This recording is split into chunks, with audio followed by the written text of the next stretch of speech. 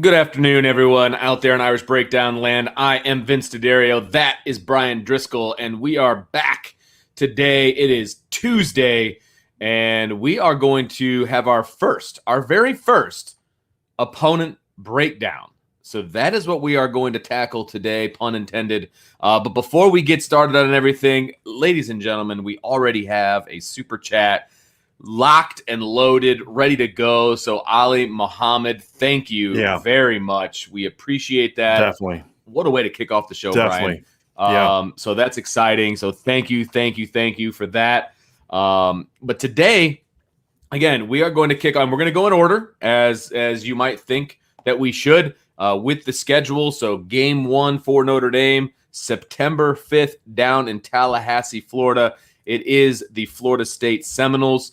And so we're going to break it down for you guys. We're going to go not necessarily position by position, but we're going to talk about all positions. We'll go big picture, talk about offense, defense, matchups, and then we'll get into sort of a prediction. Not necessarily score predictions that we'll do, but just sort of like a, you can do one if you want, but more of a, here's how things are going to play out. As of right now.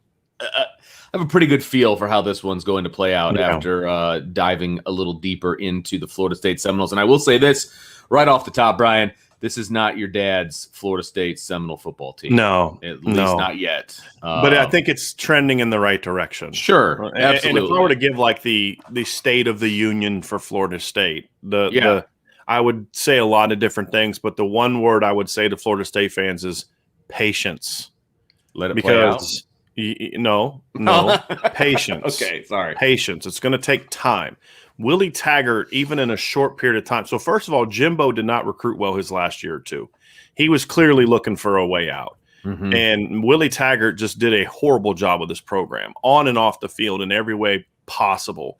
Then Mike Norvell comes in. He has to take over a program in shambles during a COVID year. Right, which is ridiculous. Right. I mean, it is hard enough to take over a college football program in the best of circumstances, but to do it in what we just experienced for the last year and a half, forget about it. The culture at Florida State was a mess. I mean, it wasn't even just about improving the roster. Oh, and by the way, he couldn't go on the road and recruit his first year as the head coach of Florida State. But that was a program that was infested with just a cancer throughout its program. And they lost a lot of players, and in some instances, Vince, what you're going to hear me say is this is one of those times where sometimes it's better to lose some of those guys. And yes, you may not have the talent, the individual talent of the players that are gone, but you're going to be better. They had to purge. They had to, and they had to purge at the upper class levels. Like they had to, there's just things you got to do, I have no issue with the fact that they had to do that. X's and O's, none of that stuff is going to matter. Right. He has to change the culture first. Correct. And that's the thing that I think he's doing. But here's my only concern is Mike Norvell seems to have a very chill, laid back. Now he may be different on the field, but he just seems like a real mild mannered guy. That's my only concern. But if he can change the culture, and Florida State fans and boosters are patient, I think he's going to get Florida State back on track. I'm a big Mike Norvell fan. I think he's a really good offensive coach. I think we even saw that last year. I mean, their running game got way better despite having a really bad offensive line, and we'll get into that. But I think he's a really smart offensive coach. We saw it at Arizona State. We saw it at Tulsa. We saw it at Arizona State. We saw it even at Memphis, obviously, and we even saw it a little bit last year. Despite all the problems they had, they still showed the ability to score points.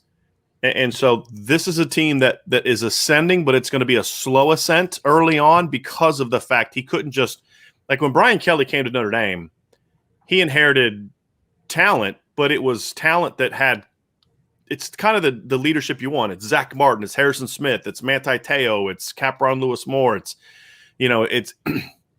it's guys that you can build a program around, not just a team around, but a program around. And so that's why you saw Notre Dame, after a couple of years of building, then bam, 2012, they go undefeated. Florida State has to kind of bring in those kind of players. There's not a lot of those guys exist, or at least a lot of those guys didn't have the ability to step into that vacuum of leadership and fill it.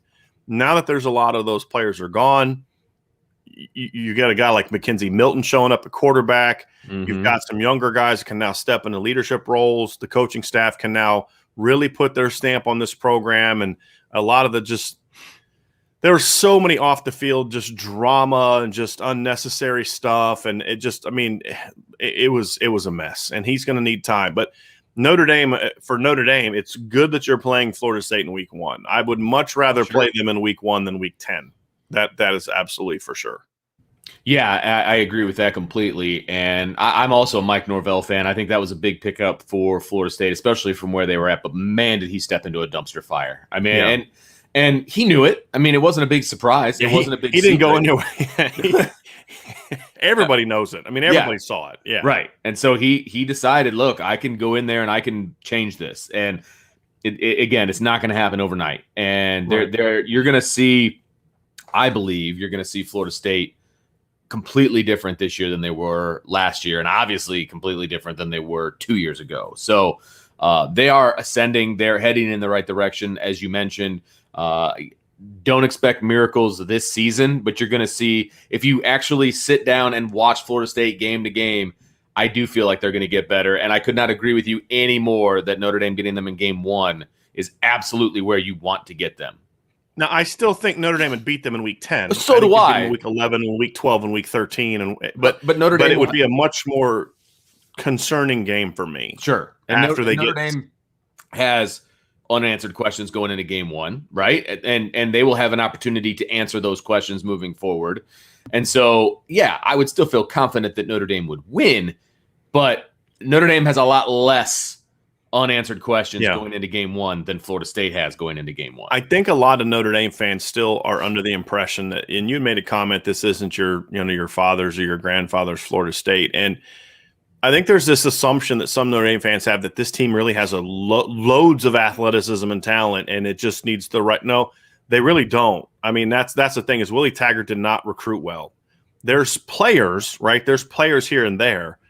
But Notre Dame, when they went 4-8 in 2016, had players. I mean, they had Quentin Nelson, Mike McClinchy, Deshaun Kaiser. I mean, they had NFL guys.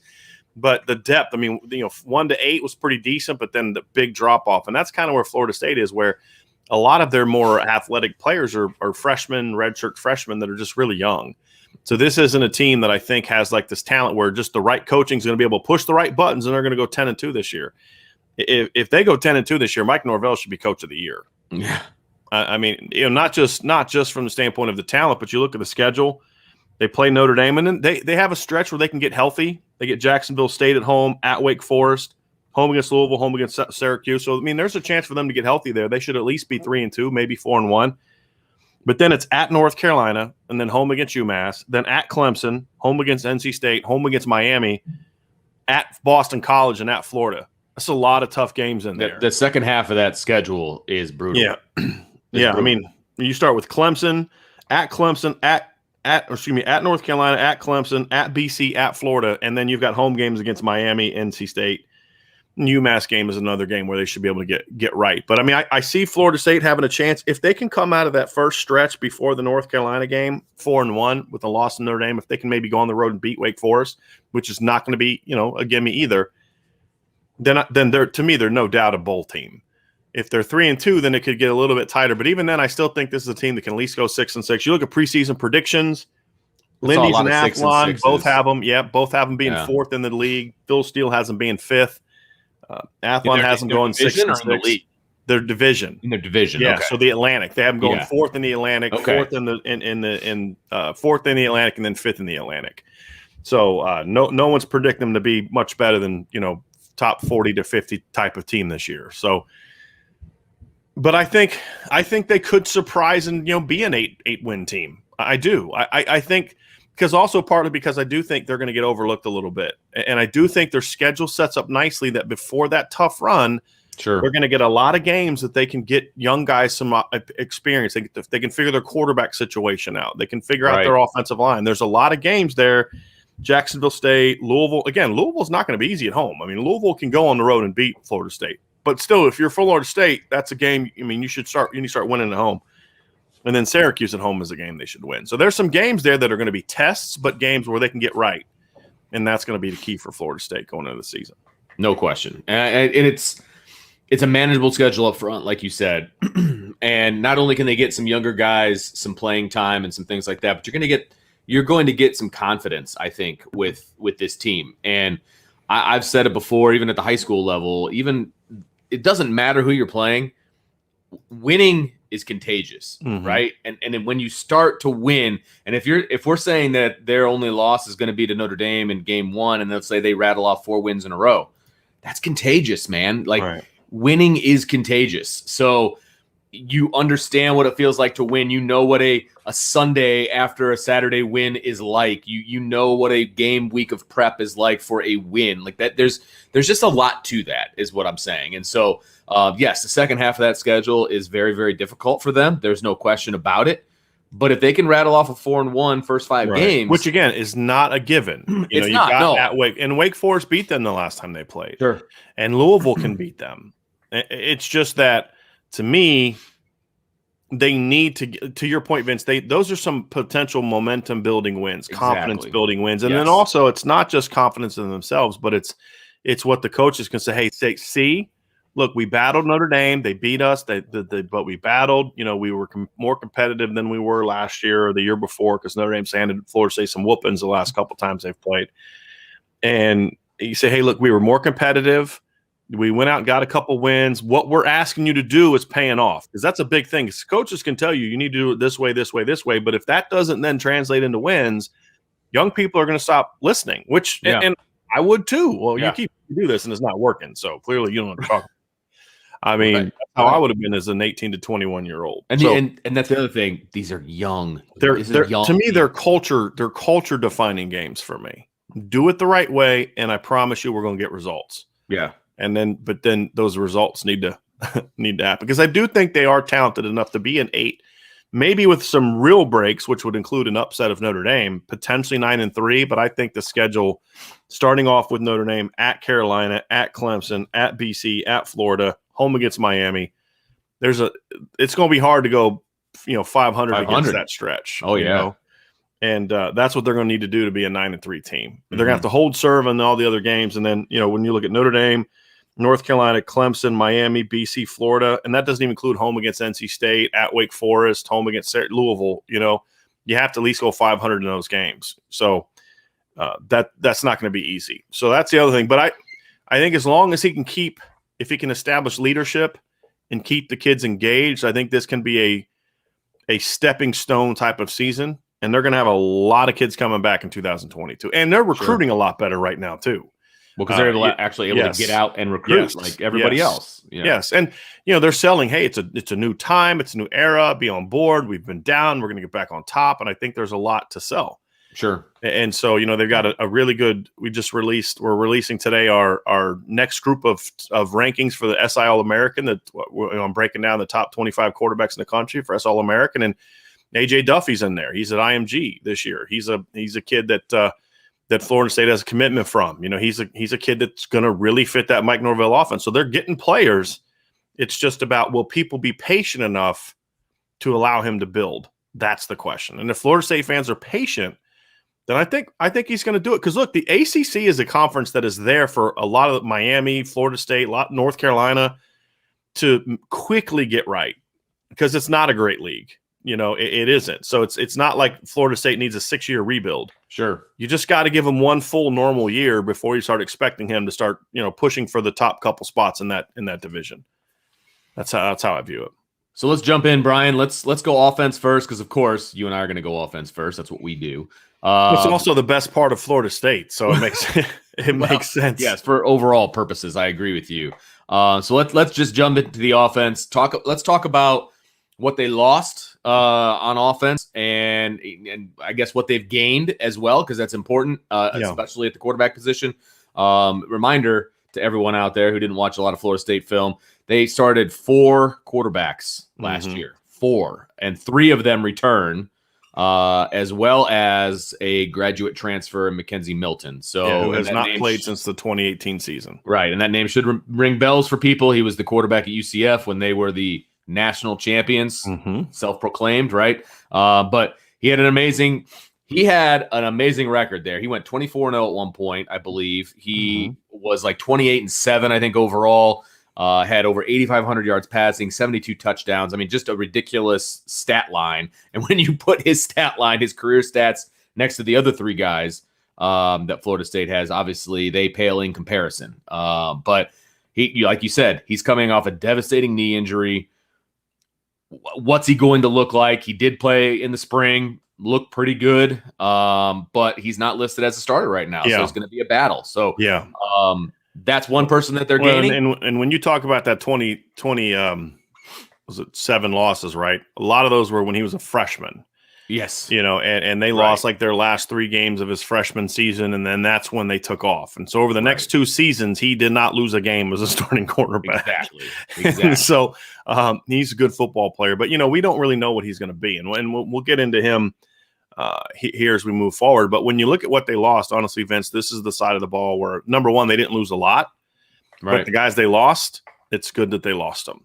Tamorian Terry, who was recently arrested, getting him off your roster, which they did at one point in time last year. He caught a long touchdown against Notre Dame. Incredibly talented wide receiver, but just not the guy that you want to build your culture around. How about that? That's right. Great. And there was just a lot of just immaturity from that receiving core last year. And I don't mean immaturity from a youth standpoint. I just mean immaturity just from a plain old immaturity standpoint. And some of those guys are gone. I think that's good for Florida State. They're going to be young. Again, Ontario Wilson, I believe, is back. Let me look at the depth chart real quick. Ontario Wilson is back. He's one receiver that I would like to have back if I was Florida State. Not a real big guy, not a real dynamic guy, but can move the chains, things like that. They're going to have a lot of young receivers this year. They have Ja'Kai Douglas. You've got here we go. I'm trying to pull up their receiving class. Destin Hill, who's a true freshman from Louisiana. Malik McLean. He had a big spring. Josh Burrell had a big spring. They got a couple big-bodied receivers that I think are going to be able to play early on. Vince, you watched the spring game earlier today. I thought the freshman receivers looked good. Now, look good against a secondary that I don't think is any good, but still, there's talent there. Yeah, I thought Malik McLean looked really good. I for a young kid, no question. And he's number 11. I was impressed with him. I thought their tight end, Cameron McDonald. I thought he looked pretty good at times. They didn't really lose a whole lot. They had a third, 4-string running back transfer. The good news for them is that all 5 starters on the offensive line come back. The bad news for them is that all 5 starters on the offensive line come back. It's so true. That is so true. I was keeping an eye on those guys. The experience is obviously important, but that was an awful offensive line. And it has been for a while. They haven't recruited well. They haven't coached it well. And I think they're coached better now. That is one thing. They play more fundamentally sound. They were better at the end of the year than they were at the beginning, but the talent level there is just not good. Well, and they did a lot of catching when it comes to pass blocking and run blocking for that matter. Yeah, but they still racked up. Here's the crazy thing about that, Vince. When you look at their offense last year, they finished the year 85th. In scoring offense, which is not good. They were a little over 25 points a game. They were 62nd in total offense, but they ranked 31st in rushing yards last year at 199.9 yards per game, and they were 23rd with 5.1 yards per carry with a bad offensive line. Crazy. Because they have some really good running backs, and none of them are great, but Jashawn Corbin's a good player. He transferred from Texas A&M. You've got Toa Feely, who was a freshman last year. Kid averaged 9 yards a carry last year. Really good running back. Down one cut kind of guy, real good size. And then Mackenzie Milton is Jordan Travis, who was their quarterback last year, actually led the team in rushing. He gave Notre Dame some problems in the second half of that game. The question I have is, when you're Florida State, and we'll get into the quarterback battle, is can you keep that run game going if you don't have a quarterback that's necessarily the running threat that Jordan Travis did? I think that helped their rushing numbers out quite a bit. He averaged 69 rushing yards per game, and sometimes those quarterback rushing yards can be a little bit deceptive. Some of them are on scrambles and things like that. But the offensive line is going to be the key, Vince, because they're going to have to be able to get that running game going. Because when we look at their depth chart on offense and their roster, the running backs is their best spot right now. I mean, that's where it's a lot like Notre Dame. Now their backfield's not as good as Notre Dame's, but it's one of the best ones Notre Dame is going to face. Because you have size, you have some athleticism, you have some experience, you have some good football players there. But then as we get into what the weakness of the offense is, it's the offensive line. And so is your weakness going to bring down your strength, or can your strength in your system? Because, again, Mike Norvell is a really smart offensive coach. He's going to understand we're going to have to do things schematically to protect our line. A lot of RPOs, a lot of perimeter screens, a lot of quick game, getting your quarterback, moving the pocket, getting your quarterback, on movement runs. Mackenzie Milton is a very dynamic off-platform guy, assuming he's back to what he was before he got injured. And he made some of those throws in the spring game. To be honest, he got flushed to the right, threw across his body to McDonald on a 3rd and 18. Yep. This is vintage Mackenzie Milton. Is a great throw. Great throw. And they also did some things where they got the running backs out in space and they were able to throw them the football. So it's clear that things like that somewhat negate your lack of offensive line. Now, and then some of the stuff we've been talking about for Notre Dame doing. Right. I mean, just to kind of Notre Dame's got a way better offensive line than Florida State. I know you're not saying that. But that's what I'm saying is, like, you can protect this line, you can protect that line. Yes. So they went out and ran for 199 yards a game last year despite having a pretty bad offensive line. Yeah. And then so you look at it now and you say, well, the quarterback to me is going to impact that as well. And what I mean by that is if it's Jordan Travis can throw a bit, but he's not a thrower. He's more of a runner. And so he can protect the offensive line with his running ability. Mackenzie Milton can protect the offensive line with partly his running ability, although I don't think he's ever going to be the runner he was at Central Florida. I would think it'd be a mistake to ask him to be the runner he was because of just how devastating that knee injury was. Well, I mean, it was worse than Jalen Smith's. Yeah. I mean, his injury was worse than Jalen Smith's. I mean, that's how bad it was. Yeah. I'm shocked he's playing again. So you can't ask him to do QB runs and he's going to scramble. He's going to scramble. That's part of the game. You have to be able to play the game. But I don't see him doing a lot of quarterback designed runs and things like that. Maybe they use both quarterbacks. Maybe there's packages or series where they bring in Jordan Travis and do that. I would do that. And Mackenzie, look, here's the deal. Here's why we're doing this. We're trying to, we need to make sure we can get you through the whole season. Yeah. So and Jordan's an athletic player. We got to be able to use him. You're our starter, assuming Mackenzie Milton beats him out. You're our starter, but we're going to use Jordan in this kind of way. Yeah. And as long as you communicate it the right way, and I think that adds value to what they do offensively. So they have good skill. It's just young skill, and it's going to be hindered by their offensive line. But I think their offense has a chance to be really good this year. I really do.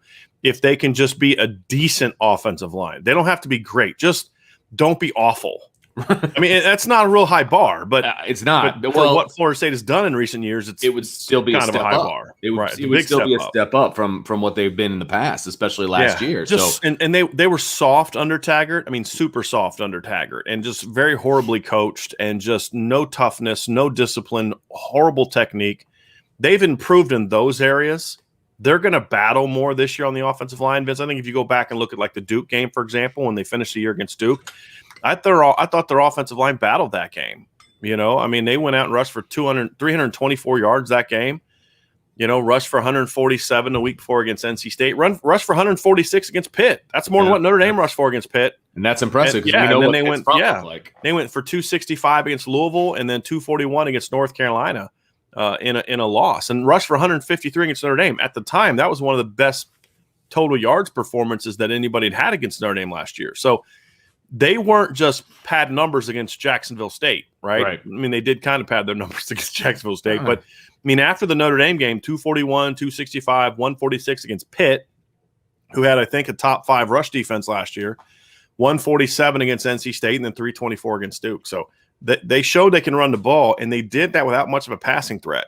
Mm-hmm. And that's really where this is going to come down to it.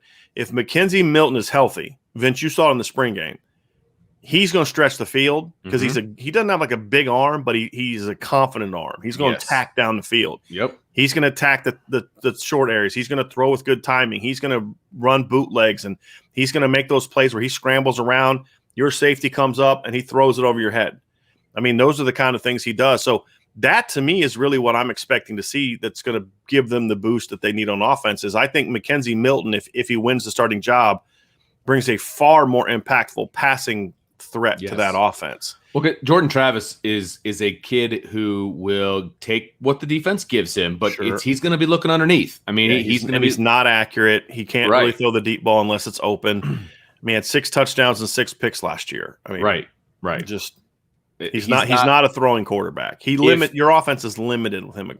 Yeah, he's not dynamic enough as a runner, Vince, to overcome that. Yeah, if you want your offense to be at its best, then Mackenzie Milton is your starter. But he has to go out and earn it. He has to go out and earn it, and he has to prove that he can be healthy the whole season. And again, he's coming off of a 2-year knee injury, 2 years. So that's going to be tough. It's going to be really, really hard. But again, from just a skill standpoint, they need Mackenzie Milton to be the starter. Yeah. If they want that offense to really be who they need to be competitive. Yeah. And the other thing too is with the young receivers, Mike Norvell's dealt with young receivers before. He knows how to. Their system is not a super complex system, and it can be, but he also knows when it needs not be. And that to me is going to be, yeah, I know, right? But that's the thing is you're going to see him not. The system is going to be geared towards getting a lot out of those young kids. There's no doubt, and that's why I say you're going to see quick game, RPOs, screens, things like that to try to let those kids get early in the game. And that's the thing Notre Dame can't do. They can't allow those young receivers to kind of get rolling early in the game. Right. And that's a matchup I'm looking forward to, and we'll get more into that later. But the Florida State offense, to me, could end up being one of the better that Notre Dame faces this year. Behind that, I mean, there's that upper echelon of, North Carolina, USC. I think they have a shot to kind of be in that next group of teams. They can maybe battle Cincinnati. Cincinnati right now would give the advantage certainly right now, but I think Florida State could end up being there. I just don't know how quickly they're going to be able to get there, Vince. Right. That's my question. No, that's fair. I think that's really fair because there's just so many question marks on the offensive line, how much better they're going to be, because they can't get worse. I'm sorry. They cannot get worse based on what I saw. So how quickly can the offensive line get better? Who is going to be at quarterback, and how are they going to get these wide receivers and running backs involved? Just a lot of question marks on this offense. But if they're answered in a manner in which that you and I think they can be answered, yeah, this offense can be where they need it to be this year. Right. And the arrow would be pointing in the right direction. Yep. So let's jump over to the other side of the ball, Brian. Let's talk a little bit of defense. You mentioned the secondary. The offense had a lot of success in the spring game because they were going up against the secondary. And I will say that the defensive line, which is completely overhauled, had a lot of success in the spring game, but they were going up against that offensive line. Yeah. So that's where my question marks come in. Okay. Is the defense? Let's start at the defensive line. Start at the front. So, well, let's just kind of do overview. Cause okay, I think that's the big thing there is, you look at a defense that last year, I mean, they lost 4 of their top 5 players in that defense, as far as production, you lose Josh Kando, you lose Marvin Wilson, you lose, I can't. Hamza is his first name. As Nazil Radine, I think is how you say his last name. It's close enough. The kid that Notre Dame recruited out of high school, really good player. Jaden Lars Woodbay transferred to Boston College. They and Janarius Robinson, who we've talked a lot about this summer and different times talking about the running back depth chart. He's also gone. He got drafted. So they lost a lot of their top players, but I don't think that's necessarily a bad thing with some of them. I think it can be a good thing. I think they're better off, but from a culture standpoint. But this is also a defense that finished 106th in the country in scoring defense, giving up 36 points per game. This is a defense that finished 107th in total defense, 105th in yards allowed per play, 97th in rushing at 199 yards per game, and 98th in passing. I think the rushing part could get better this year because you talked about events. They do have some newcomers on the defensive line and some guys that are up and coming that I think can be decent players. I think their linebackers are a strength. Amari Gainer is a good football player. Emmett Rice is a good football player. I think that they're going to continue to become more disciplined football players, which is going to help them out. But my big concern is they had one of the worst passing defenses in the country last year, and they had 2 NFL players in their secondary. That's problematic. Obviously, they had Asante Samuel, who we've talked a lot about in the past. He's gone. And you couldn't really stop anybody from going to football last year, and he's gone. So if I'm Florida State, I'm very concerned about be very concerned about my ability to stop teams throwing the football. Asante Samuel was a 2nd-round draft pick. Nazir Rildeen was a 6th-round draft pick. Josh Kando was a 4th-round draft pick, and Janarius Robinson was a 4th-round draft pick. That's what they lost in their defense. So, and again, Marvin Wilson went undrafted because he has more issues. He's one of those guys that I think the off the field stuff can be a problem, but he was very talented. So that's a lot to lose from a defense that was pretty awful. Mm-hmm. Whereas at least on offense, you can say, well, like the line stunk, but there were some things that you can feel good about. I don't know if there's a whole lot to feel good about from this group other than a few individual players. I think there's some individual players that could be good, but this is where the biggest overhaul needs to happen for Florida State to get back on track, is they got to figure out a way to not be awful on defense. And they went into the transfer portal, man, and they brought some dudes in. I mean, they had to, but they brought in 3 FBS defensive backs. They brought in South Carolina safety Jamie Robinson, who's a good football. I mean, he had 74 tackles last year for South Carolina. He's a good football player. Right. And they brought in a kid from UCF. They brought in a kid from Arkansas. So, I mean, they brought in some new blood in the defensive backfield. They had to, because this is a defense that gave up over 30 points per game in 2 of the last 3 years. Their quote-unquote good year in 2019, they gave up 27.8 points per game. That's a lot of points, man. Yeah, that's definitely a lot of points. Yeah. I mean, they gave up 44 to Louisiana Monroe. Remember that? I mean, that's not a good deal. And that was aided by the fact they only gave up 12 to Alabama State. But that's really been because that's what Florida. I mean, we always talk about, when you look at that 93 Notre Dame game and you look at Charlie Ward and that high octane offense, but man, there was a lot of stars on defense. I mean, they were really good on defense. Derek Brooks, Devin Bush. I mean, there's some really good defensive ends. And then, of course, after that is when they really kind of developed into a team that was just every year producing elite defensive linemen. I mean, remember that Peter Bulwer, Andre Wadsworth duo that they had on the defensive end? I mean, Corey Simon. I mean, they've had so many great defensive linemen over the years. And now you look at them and you're like, okay, the defensive line's getting better, but it's not what it was. My question about, for example, when you look at Jermaine Johnson, it's like, hey, he's a good football player, but is he really as good as he looked in the blue gold game, or was that just how bad the offensive line was? Because you're right, because he was in the backfield almost every snap, the entire game. I mean, he was disrupting things for the offense, but again, I don't know what that tells me. I need to see him go up, and he's going to get a test. I mean, there's no question he's going to be going up against, a true freshman in Blake Fisher and whoever else ends up at right tackle, right? Yeah. Josh Slug. And you look at what he did at Georgia last year. He played 7 games, had 5 tackles for loss and 4 sacks. I mean, so he could prove he could get after the quarterback a little bit, but he would have had all of those in that spring game. Oh, sure. No question. But he looked good. I mean, he looked quick off the ball. I mean, he was twitchy. He would look good. Now, again, I need to see him again, and his first real test is going to be against Notre Dame at home. Right. And so we'll see real fast if this kid is the real deal. And that number 0, Fabian Lovett. He looked like he was taking up space in the middle. He was constantly having to be double teamed. Their defensive line looked pretty decent, and they were making holes for those linebackers that you talked about, right? I mean, they were making holes for those guys, Rice and Gaynor. So again, I need to see them against like Notre Dame's offense, against somebody else's offense. But in the spring game, they look pretty good. But they looked faster, man, and I think that's the thing that's been missing. I mean, they had some bigger, guys. Janarius Robinson was a big guy, but they look like they have a little bit more speed to their front 7 now than they did the last couple of years. I think that was something that was noticeable, even though some of the guys are the same guys. I mean, Amari Gaynor and Emmett Rice, but Amari Gaynor's now a year older. I think he was just a sophomore last year. And I think now that they're going into year 2 of that defensive scheme, we have to remember that part of the thing that hurt Florida State last year, and I think it hurt them more defensively than it did offensively, was no spring to learn a brand new defense, no summer, and incredibly chaotic summer. And then, where they were at home most of the time.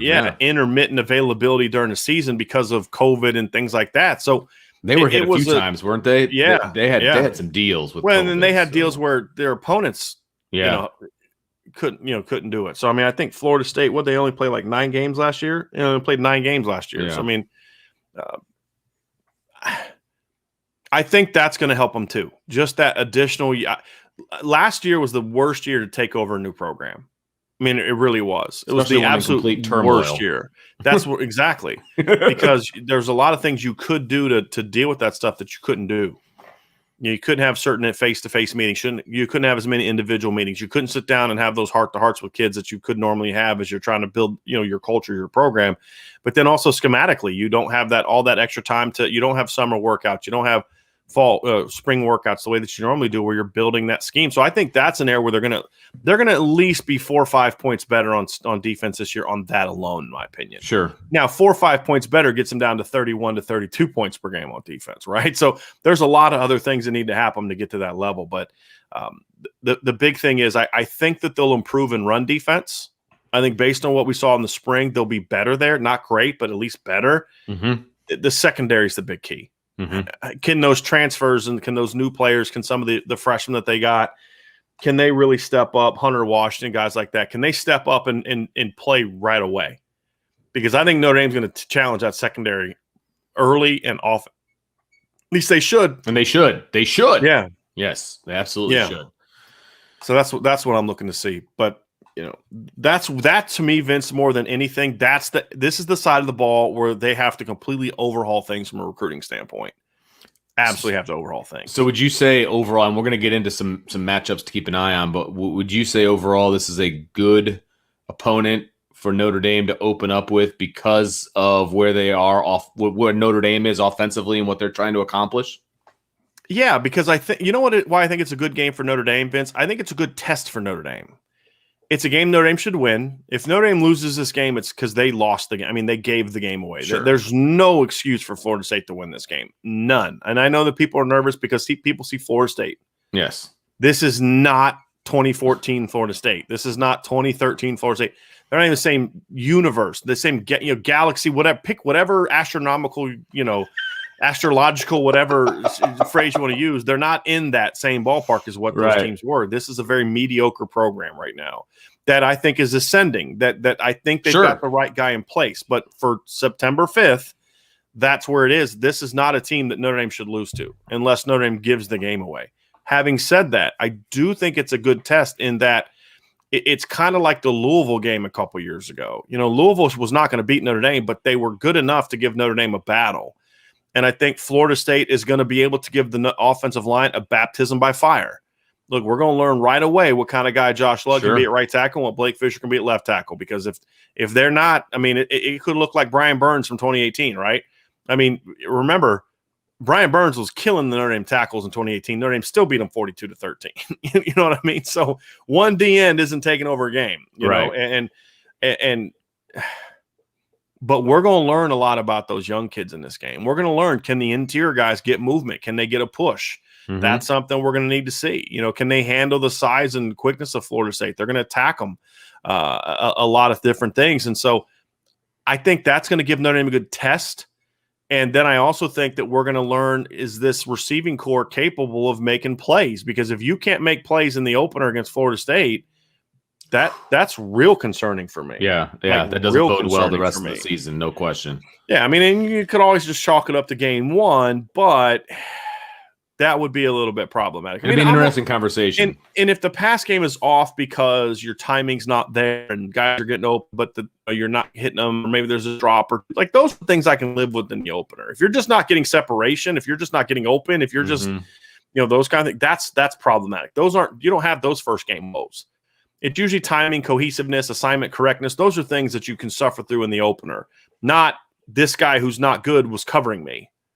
That's problematic. That's not a first game woe thing. That's maybe you're not as good as we think you're going to be. Right. Kind of thing. But I also think too, this is a game where I could really see Michael Mayer scaring the heck out of them and causing them to kind of maybe overreact to that a little bit. And that's going to result in the running backs having a big game out of the backfield in the pass game. And then, of course, I think it could really help with Notre Dame's ability to attack outside. Because that's one thing Notre Dame did last year against Florida State early is they went after him downfield. Javon McKinley smoked I can't even remember the other corner's name, but he also beat Asante Samuel. I mean, this was sort of this game was a little bit of a coming out party for Javon McKinley last year. He went off in this game, 5 catches, 107 yards. They could not cover him down the field.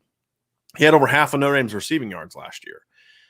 So that's an area where I'm curious to see, because Notre Dame's going to throw some speed at him. So we're going to find out how good these DBs from Florida, these new DBs from Florida State are, and it's a game where Notre Dame should be able to have some success, in my opinion. All right, Brian. So let's jump into a couple of matchups. Let's talk about a matchup that favors Notre Dame and a matchup that might be a challenge for Notre Dame. So, or I should say, Notre Dame's biggest challenge. You can decide how big of a challenge that actually is. But let's start with that one. Let's start with Notre Dame's biggest challenge matchup. I think it's going to be the offensive line of Notre Dame against the defensive front seven against Florida State. I think that's the one area that you can look at and say there are some individual players. I don't think the unit by itself is going to be great, but I think there's some individual players that could really give Notre Dame some problems, that if Notre Dame's not coming off aggressively, not firing off the line, not playing with force, those kind of things that we saw in the spring events, Florida State's good enough to get problems. Can the tackles handle Jermaine Johnson? I think that's a matchup that I'm curious to see. And then on the other side of the ball, it's a young secondary, at least a young group of corners against a young group of receivers, right? And so I think Florida State's going to be very youthful at receiver, but there's also some talent there. And so those are the matchups on each side of the ball, is the Florida State receivers, who I think are going to be young but athletic, against a Notre Dame secondary that's going to be young but athletic. How do they handle that? More corners. Again, I'm more focusing on the corner aspects of it. Yeah. But then also, like you mentioned, Cameron McDonald. This is going to be a test early on for Houston Griffith, in my opinion. Who again was committed to Florida State at one point in time. So that's something that I'm looking. Those are the two matchups that I would say maybe not toughest, but also not only toughest, but also the most intriguing for me. Well, I had the Florida State wide receivers versus the Notre Dame corners, just because it's going to be, you're going to have a lot of first-time starters out there for Notre Dame. And yes, you're going to have first-time starters out there for Florida State potentially as well, but they're young and they've got talent. And if you're not sound in what you're trying to do, they can make you pay for it. But what have I always said, right? This is the issue with Notre Dame. That is one position at receiver that you can a good coach can get young guys ready to go. Absolutely. Athletic young guys. Hey, look, this kid's talented. Yep. They had spring ball. They had summer workouts. They're going to have 25 fall practices. If you can't get those talented kids ready to go, then, maybe you're not that great of a coach. I think Florida State is going to have those guys ready, at least put some, give Notre Dame a test. Yeah, put some pressure on them. Right. Absolutely. That's going to be key. That's the one that jumped out to me as well. And then as far as where Notre Dame – their best matchup, where Notre Dame can really it's the thrive. Same matchup, but on the opposite side of the ball. It's the Notre Dame defensive line against the Florida State offensive line. If Notre Dame's defensive line doesn't dominate this matchup, I might be a little bit concerned. Look, it's going to be a coming out party for the Notre Dame defensive line. I just the headline coming out of this game is going to be what the Notre Dame defensive line, and you can even say front seven, but I think the Notre Dame defensive line, I really think that's going to be the headline coming out of this game, just how dominant they were against a completely inferior offensive line. Even if they're getting better from last year, they should not be able to, hold their water against Notre Dame's defensive line. Even getting better, they're still, like you said, they're still not going to be good. And I didn't think the defensive line played great against Florida State last year. And if I remember correctly, I believe Dalen Hayes did not practice that entire – remember, that was during that period where Notre Dame had to cancel the Wake Forest game, and they were going through their COVID stuff, and then the next game they played was Florida State. That's right. And so I didn't think Notre Dame was real sharp that game. They were down a corner. I think Sean Crawford started at corner that game because they were down at corner. Remember that? And he got beat by Terry for that long touchdown as a corner. Dalen Hayes, my understanding is, did not practice until like a couple days before that game because of injuries and different things. It wasn't COVID related; it was injury related. They were a mash unit that game, and they struggled, and they didn't play to the level that I thought they should have played that game. So this is going to be a chance for them to kind of get back on track, and they're going to need to, because if this defense is going to be what we think it's going to be. It's going to be bolstered and fueled by the defensive line, and this is the kind of matchup that you should dominate. And I mean, that's the one I want to see. And then on the other side of the ball, it's the Notre Dame receivers against the Florida State secondary, because this isn't a matchup of what you had last year versus what we had last year. It's Notre Dame's going to be throwing a lot of new guys out there. Braden Lindsey actually did score a touchdown against Florida State last year on a little mesh concept. But it's going to be a different group of guys. It's going to be a different group of guys for Florida State. Asante Samuel's gone. Naziruddin, I hope I'm saying his name right. I mean, no disrespect if I'm getting it wrong. I should know by now. I mean, Notre Dame recruited the kid. I've had years to get his name right. Well, after he goes someplace else, though, it's like flush. Yeah. But so I look at him and I look at that secondary. I say, this is a unit that Notre Dame should still be able to beat. Because here's my thing, usually guys that transfer weren't like all-American players somewhere else, and they're good football players. Jamie Robinson's a good football player, but these aren't world beaters. They're not Asante Samuel, in my opinion. They're not future second-round draft picks like Asante was last year. So this is still a good test for Notre Dame. But if Notre Dame can't throw the ball against Florida State in the opener, that's going to concern me greatly. I mean, and this is my concern, Vince, is that they're going to come out and it's the opener, and how Brian Kelly likes to get conservative in openers. I'm like, no, man, you got to come out and establish your mentality right away. Get the ball out quickly to the perimeter. Take your shots down the field. Spread them out. Get Kyron Williams in the pass game. Get Michael Mayer going. Take your shots downfield. Establish those guys immediately. Let people know immediately, hey, we're going to throw bombs to Braden Lindsey. Lawrence Keys is going to eat you up in the slot. Avery Davis is going to be featured. Those are the things I want to see right away.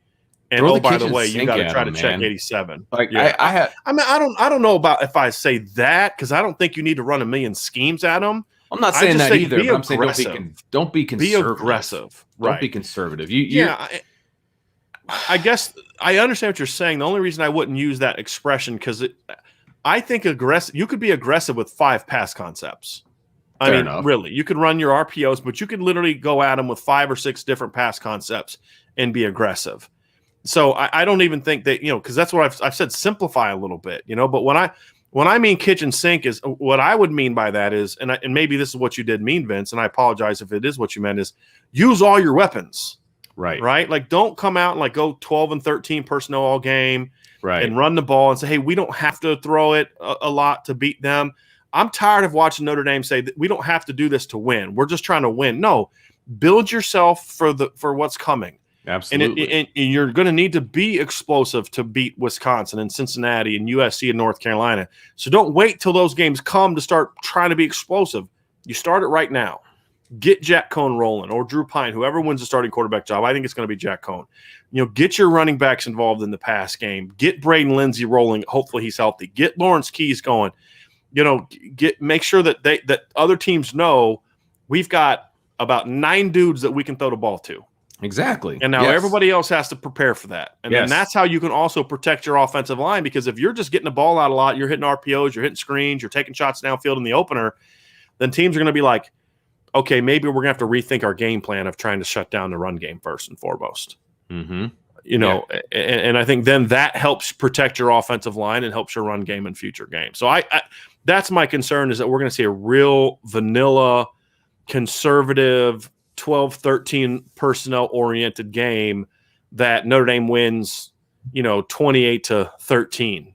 Right. And we're like, okay, how is this any different than the Duke game last year? Right. I want to see them come out and be aggressive. And if you make mistakes, you make mistakes. I mean, it's fine. Florida State's going to make mistakes, but be aggressive, because mistakes in week 1 become big plays in week 4. And that's what I want to see. I'm with you. That's what I meant by throw the kitchen sink. Like, use all your personnel. Like, show people what you can do with these guys. You know what I mean? I'm not necessarily saying go deep into the playbook, but I'm saying use everybody. Then we're on the same page. That's my kitchen sink, I guess. So, yeah, I'm with you there. Good save. Thank you. Sorry.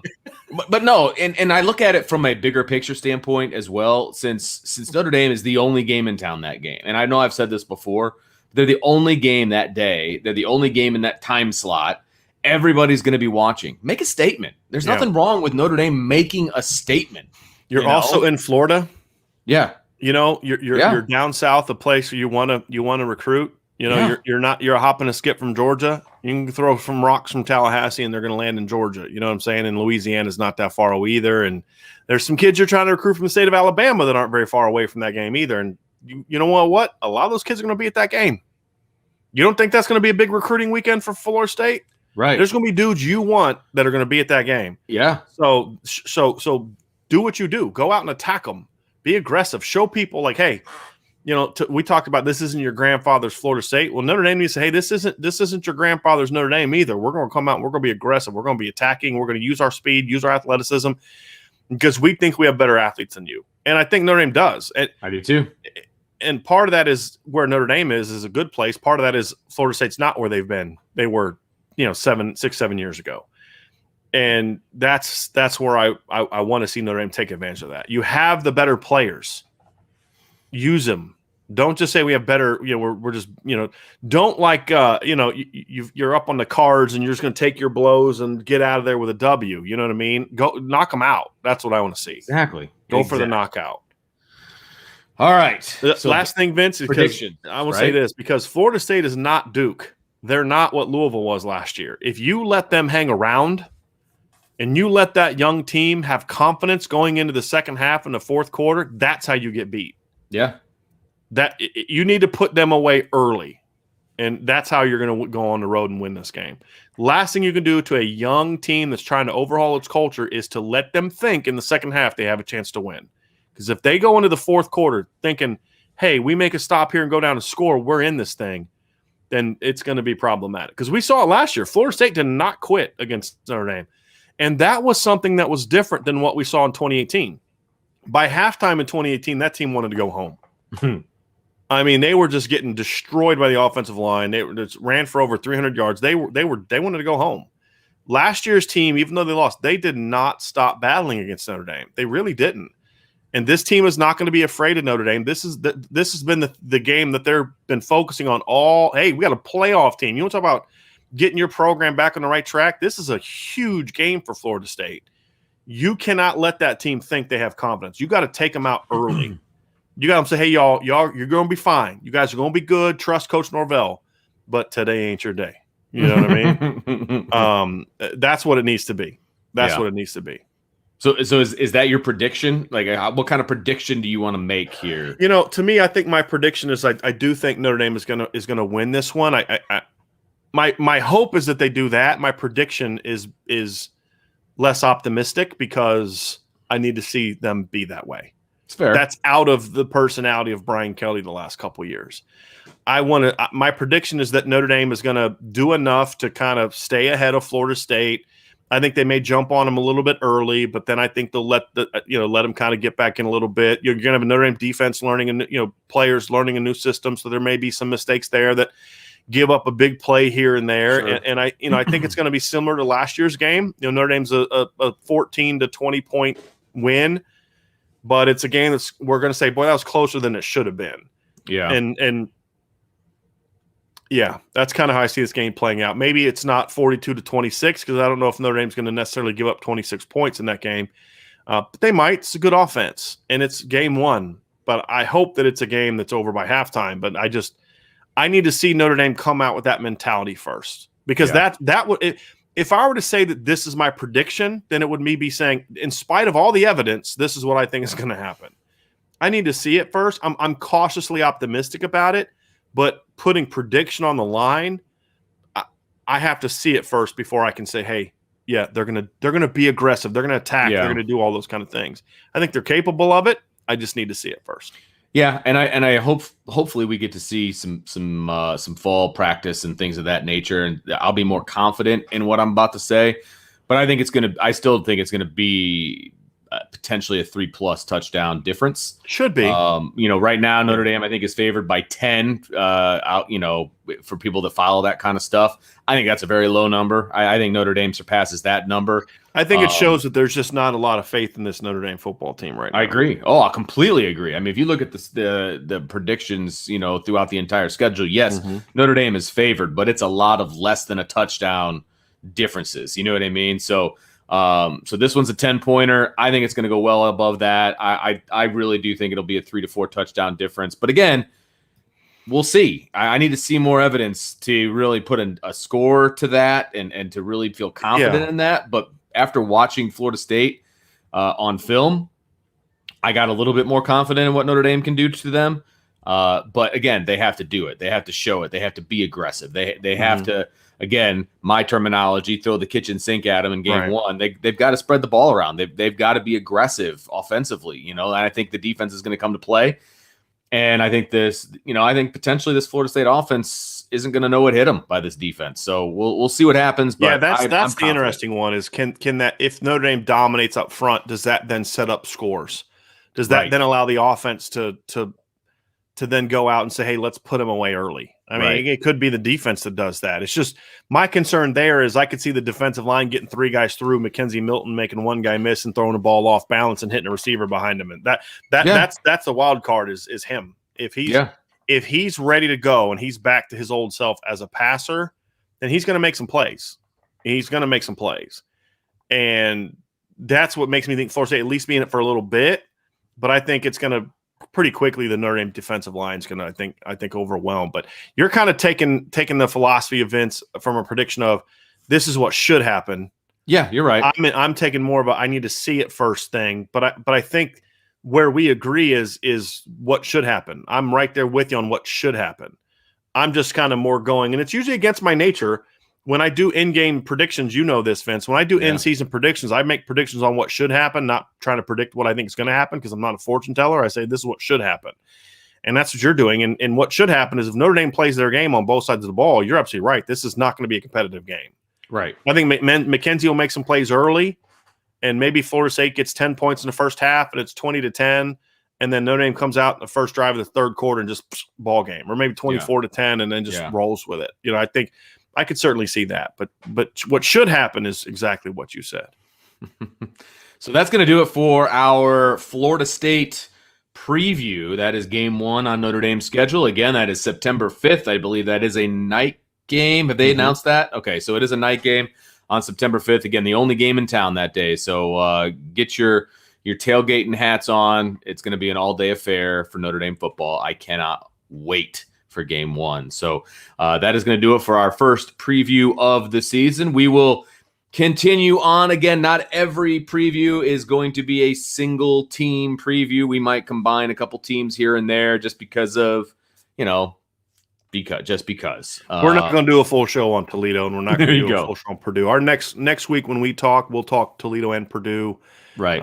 Sort of together. We'll do that a couple times. We'll get a couple of those late season ACC opponents in one show, that kind of thing. Right. So we'll try to.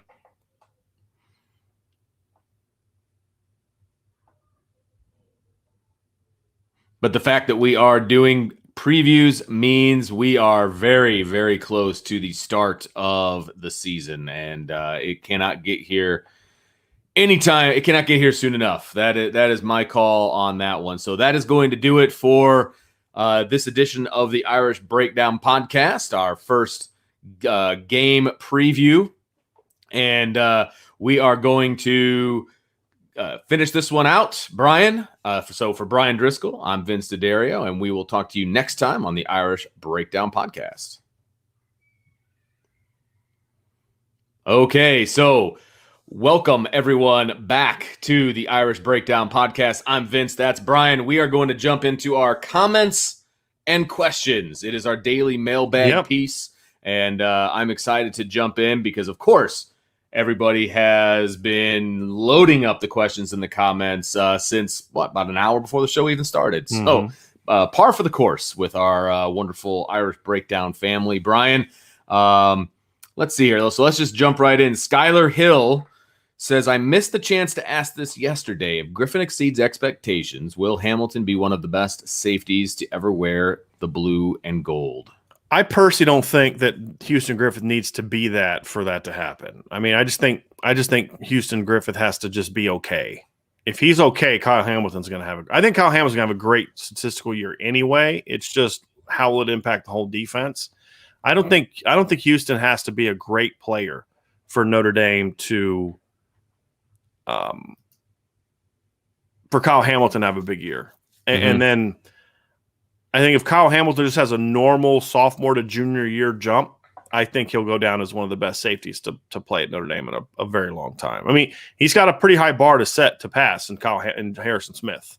That's true, right? The highest paid safety in the NFL. Yeah, and he was pretty good at Notre Dame too. Yeah, absolutely. And then you go back to like Glenn Earl and Jerome Sapp that year that they were together in 02. They were a pretty good safety tandem. You had, Tom Zbikowski was not a great player, but he at least had a great reputation. I mean, there's been some safeties. Then you go back in the 90s and look at some of the great safeties that had back Pat Terrell and Jeff Burris. I mean, so they've had some pretty good players at that position.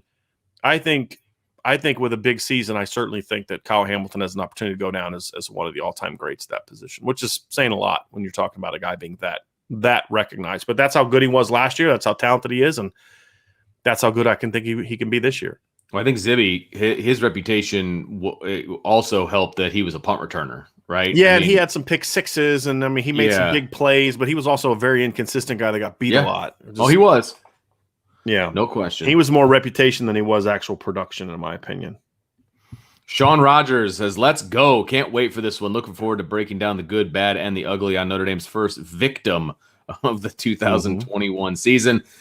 Kevin Thomas is really excited for this break from coding. A lot of the pundits I've seen who view us as a 9-3 or 8-4 mark this game as a really close one. We should put the beat down on them. Should. And that's the key, right? Should. Yeah. Yeah. I think that's the thing is they should, but openers can be a little tricky. And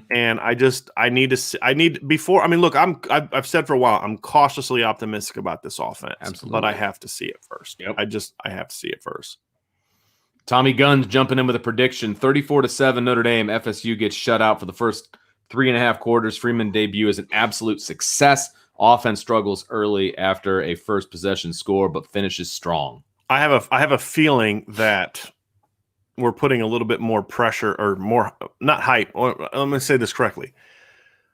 We're putting a little bit of a too high expectation there on what the defense is going to do against Freeman. This kind of offense. Yeah. I mean, if you hold them to 17 or fewer points, that's a very good opening game performance against this offense. Very good.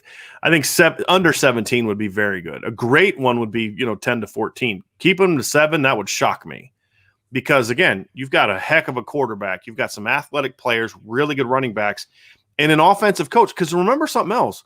Mike Norvell didn't get to coach the Notre Dame game last year.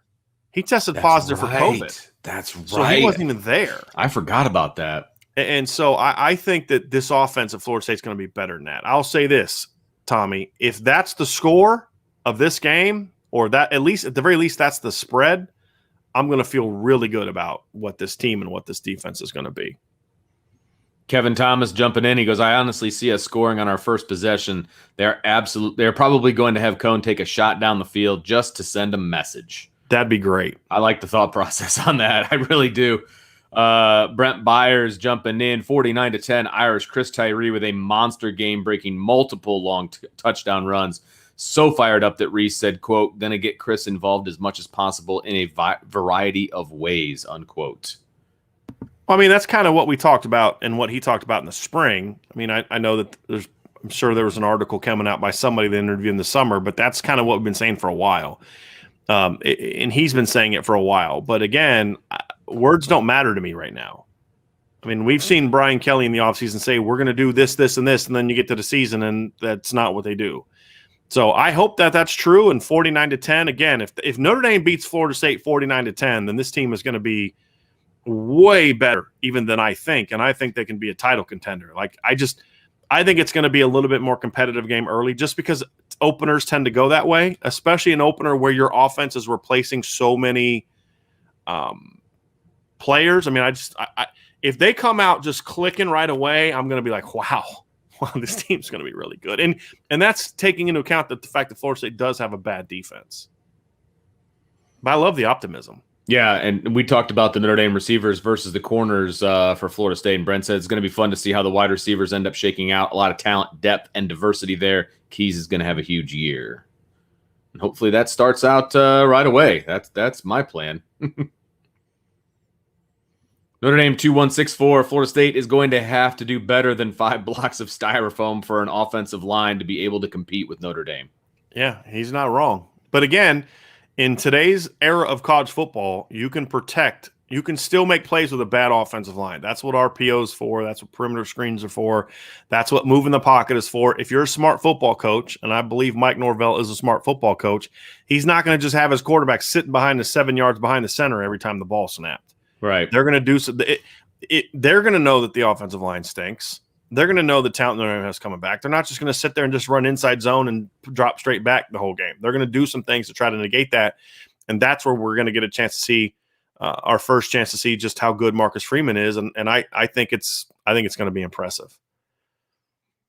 We get booted a little bit, Vince. Yeah, I got kicked to the bottom. I'm at 106, so if there's anything prior to that, you can throw it up. I'm even lower than you are. Okay, all right. I'll just keep on trucking. If anybody had anything, if we missed a comment, please just because we've said this before. Sometimes StreamYard just decides, okay, we send you down, and so like completely random. If we skipped your question, as you know, it's not intentional. Please fire it at us again. David Knight wants everybody to pump the brakes. Florida State will be no gimme, and we're not saying it's a gimme, but after watching some of their film, I'm not as worried about Florida State. Let's put it that way. For me. This is not a game Notre Dame should lose. Now, could it be more competitive than it should be? Yes. But this is not a game. If Notre Dame loses this game, it's a very, very bad sign.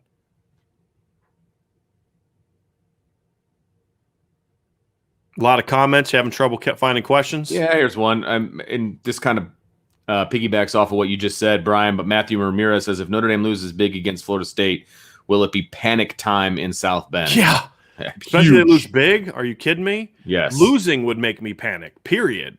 Losing big would be I'd feel like that what Kevin Bacon character was. It Kevin? No, it wasn't Kevin Bacon. Who was the character at the end of Animal House? Like, everyone remain calm. You're going crazy. Yeah. That's exactly what it would be. People are like, everybody remain calm as everyone's just in panic mode, and they would be right to be so. That should not happen. Maddie K55, do you guys think that this game between Florida State and Notre Dame could end up like the Duke Notre Dame game last year, where Notre Dame defense locks up, but the offense struggles? This is what I'm kind of worried about. Yeah, I talked a little bit about that earlier in the show. I mean, or towards the end of the show. That is my concern. That I'm concerned that Notre Dame is going to come out and just say, we're just going to do enough to win. That's what that was what they did on offense all year last year. Just do enough to win. And they beat bad teams. And I don't want to rehash last season again, but this schedule is going to be tougher than last year. Okay. It just is. You had one good Clemson team, right? And North Carolina pretty good. After that, your next best opponent was BC and Pitt at 6-5. This schedule is going to be a lot tougher, top to bottom, a lot tougher. And so you can't just do enough to win this year. You have to be your best. You have to maximize what your program can be. And playing like they did in the Duke game where because what happened was Ian Book threw that pick early.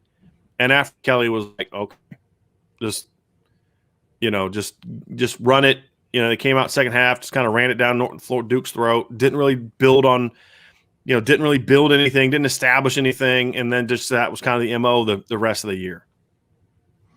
Coleman Smith says the offense will struggle in the first half. My score prediction is 34-10.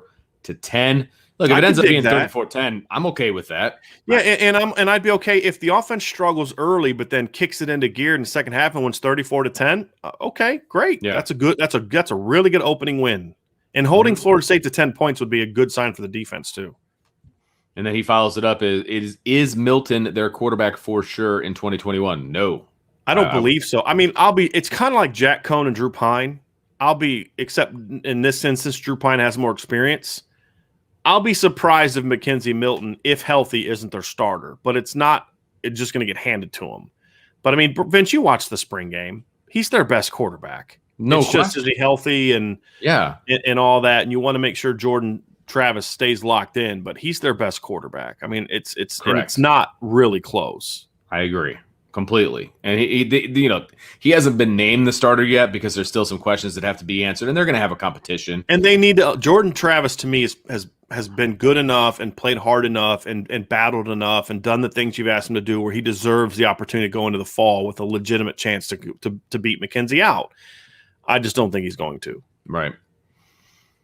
Jonathan Kazmarek. Florida State is going to be coming out hot in this one, boys. I liken it to Notre Dame Virginia Tech game in 2018. Loud crowd, slow start for Notre Dame, but ultimately it's going to be a win for Notre Dame. I think a lot of people are in that neighborhood of a potential struggle early for Notre Dame, but then they pull it out in the end. Yeah, I mean, because that game was like what? It was like 10-6, right? And then Julian Love had that fumble return, I believe is how that game went down, and then they just kind of broke it open. I'm gonna pull up that box score, but I remember one play from that game where Florida State was had they got a defensive, or they broke a big play. I think that Notre Dame was up 10-6, and they broke a big run. And remember, Osmar Bilal caught that guy from behind, like right short of the goal line, and Notre Dame ended up having to stand and forced a field goal. And Notre Dame, that's kind of when that was their shot, right? That was their shot to kind of take the lead. And then Notre Dame, Notre Dame was up, I think, only a point at halftime. I'm trying to pull up the box score. It was like 17-16. Julian Love had Notre Dame was up 10-9. Julian Love returned the fumble for a touchdown, like with a minute left, and Virginia Tech went right down and scored 17-16. And then Notre Dame just broke it open in the second half. You had Dexter's long touchdown, and Miles had a couple touchdown passes, and they wore them out in the second half. I could see something like that. And I'd be, if Notre Dame goes into Florida State and wins like 45-20, and it's a somewhat competitive game early, and they wear them out in the second half, I can live with that as long as it's be aggressive. Because I'm okay if they make some mistakes, or I'm okay if Jack Cohen has a couple overthrows or underthrows early, or if there's a drop or two, or a couple missed assignments on the offensive line early. Just be aggressive and stick with it. Make your adjustments at halftime, and then go in the second half and do what you're supposed to do. That I just don't want to see Kelly, if there's mistakes in the first half, Kelly saying, you know what, screw it, let's just run the ball and get out of here and do all. I don't want to see that. That would be a bad sign for me. D-Rock Irish has a very interesting take here, and you mentioned it when we were talking about being down at Notre Dame, or being down at Florida State. He says, huge recruiting night for Florida State. The Knoll podcast doesn't think they can win on the field, but keeping the game close will get commitments. Yeah. That's the current FSU mindset. That's a great mindset to have. That's a great mindset if you're Florida State. A great one. Well, it's a lot like, I mean, we've seen that with Notre Dame in the past, right? Like, where people say, oh, man, Notre Dame, that's impressive that they didn't lose to that team. It was competitive. The bar was kind of low. Well, I think of the Georgia game in 2017, people were shocked that Notre Dame kept that game close. Well, nobody knew how good Notre Dame was going to be that year. But, yeah, I think there's a lot to that. I mean, and keeping it close doesn't mean getting a couple mop-up touchdowns and only losing by 10 the way that, Notre Dame only lost by 17 to Alabama. It needs to be a game where, like, a couple things go your way. Maybe you could have got that W, a game where you really felt like you could compete. I think that'd be a huge win for them from a recruiting standpoint. No question about it. Shannon Heidick, this is great. Is everyone ready for one of the most annoying bands in the country in Florida State? 1 yard gain. And then they play that same thing that they always play, right? Florida State quarterback gets sacked. Here comes the band again. I do find that funny. Them and USC are possibly the height of annoying bands. I'll say it.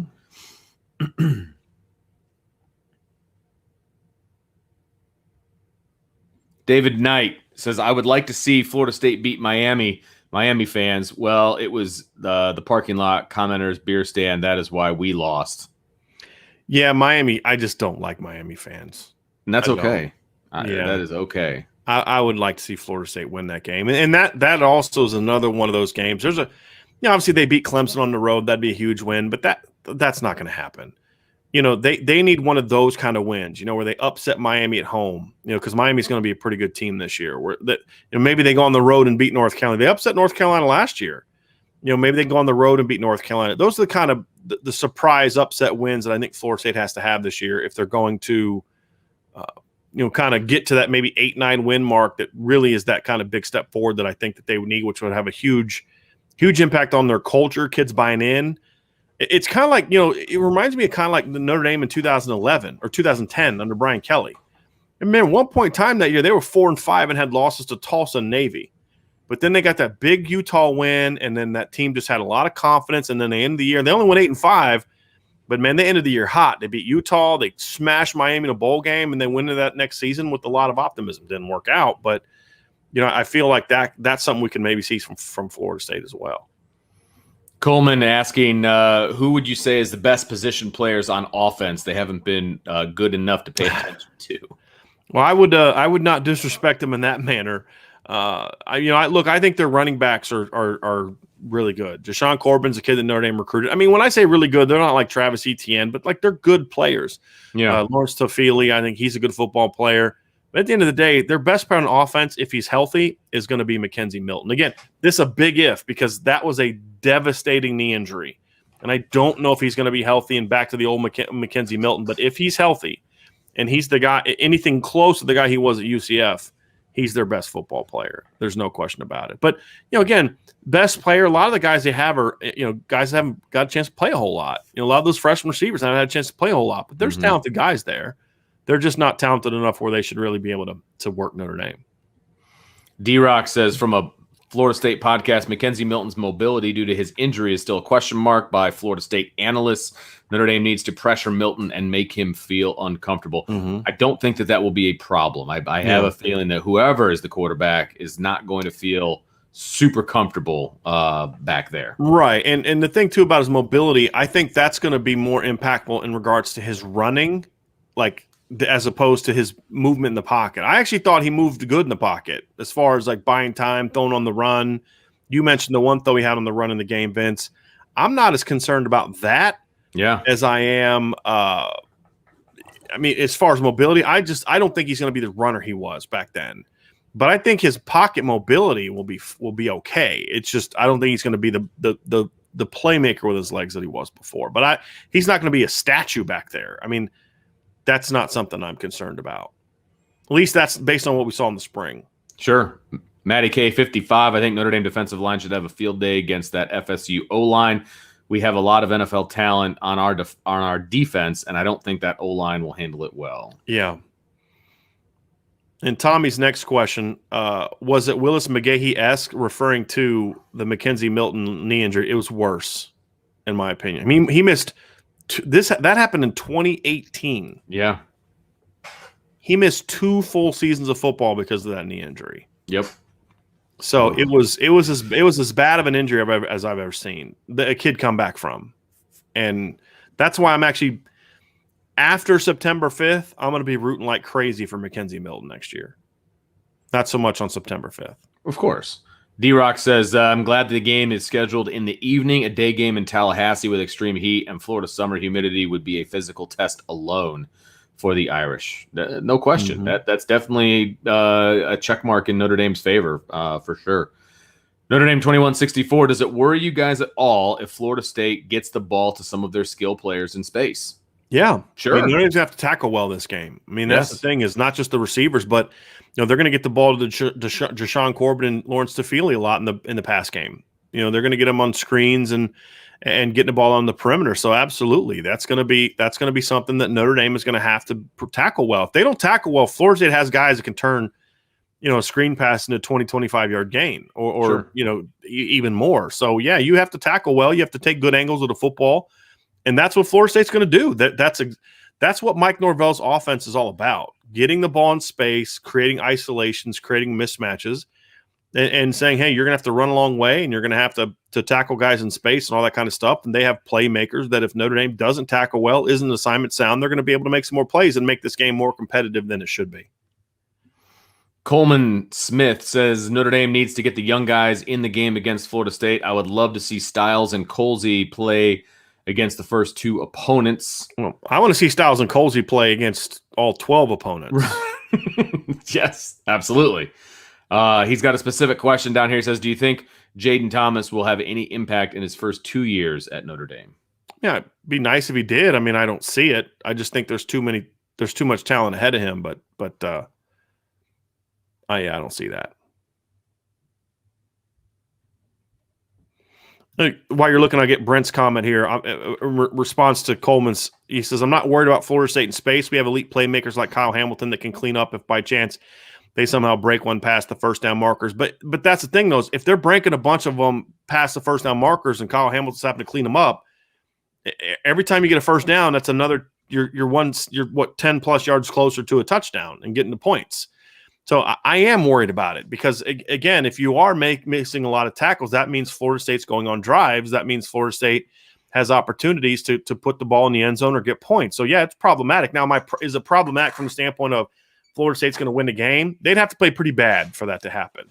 But that is problematic. Plus, again, it would then make concerns of, okay, what's going to happen when you're playing Cincinnati? What's going to happen when you're playing North Carolina? What's going to happen when you're playing USC? So I am concerned about it. I'm not worried that Florida State's going to have Devontae Smith doing to Notre Dame what Devontae Smith did to Notre Dame in the playoff. But yeah, it concerns me. Coleman Smith says, I hope Freeman's defense allows our linebackers to play more downhill. It seemed in Lee's defense they were more hesitant to thump somebody. I wouldn't agree with that.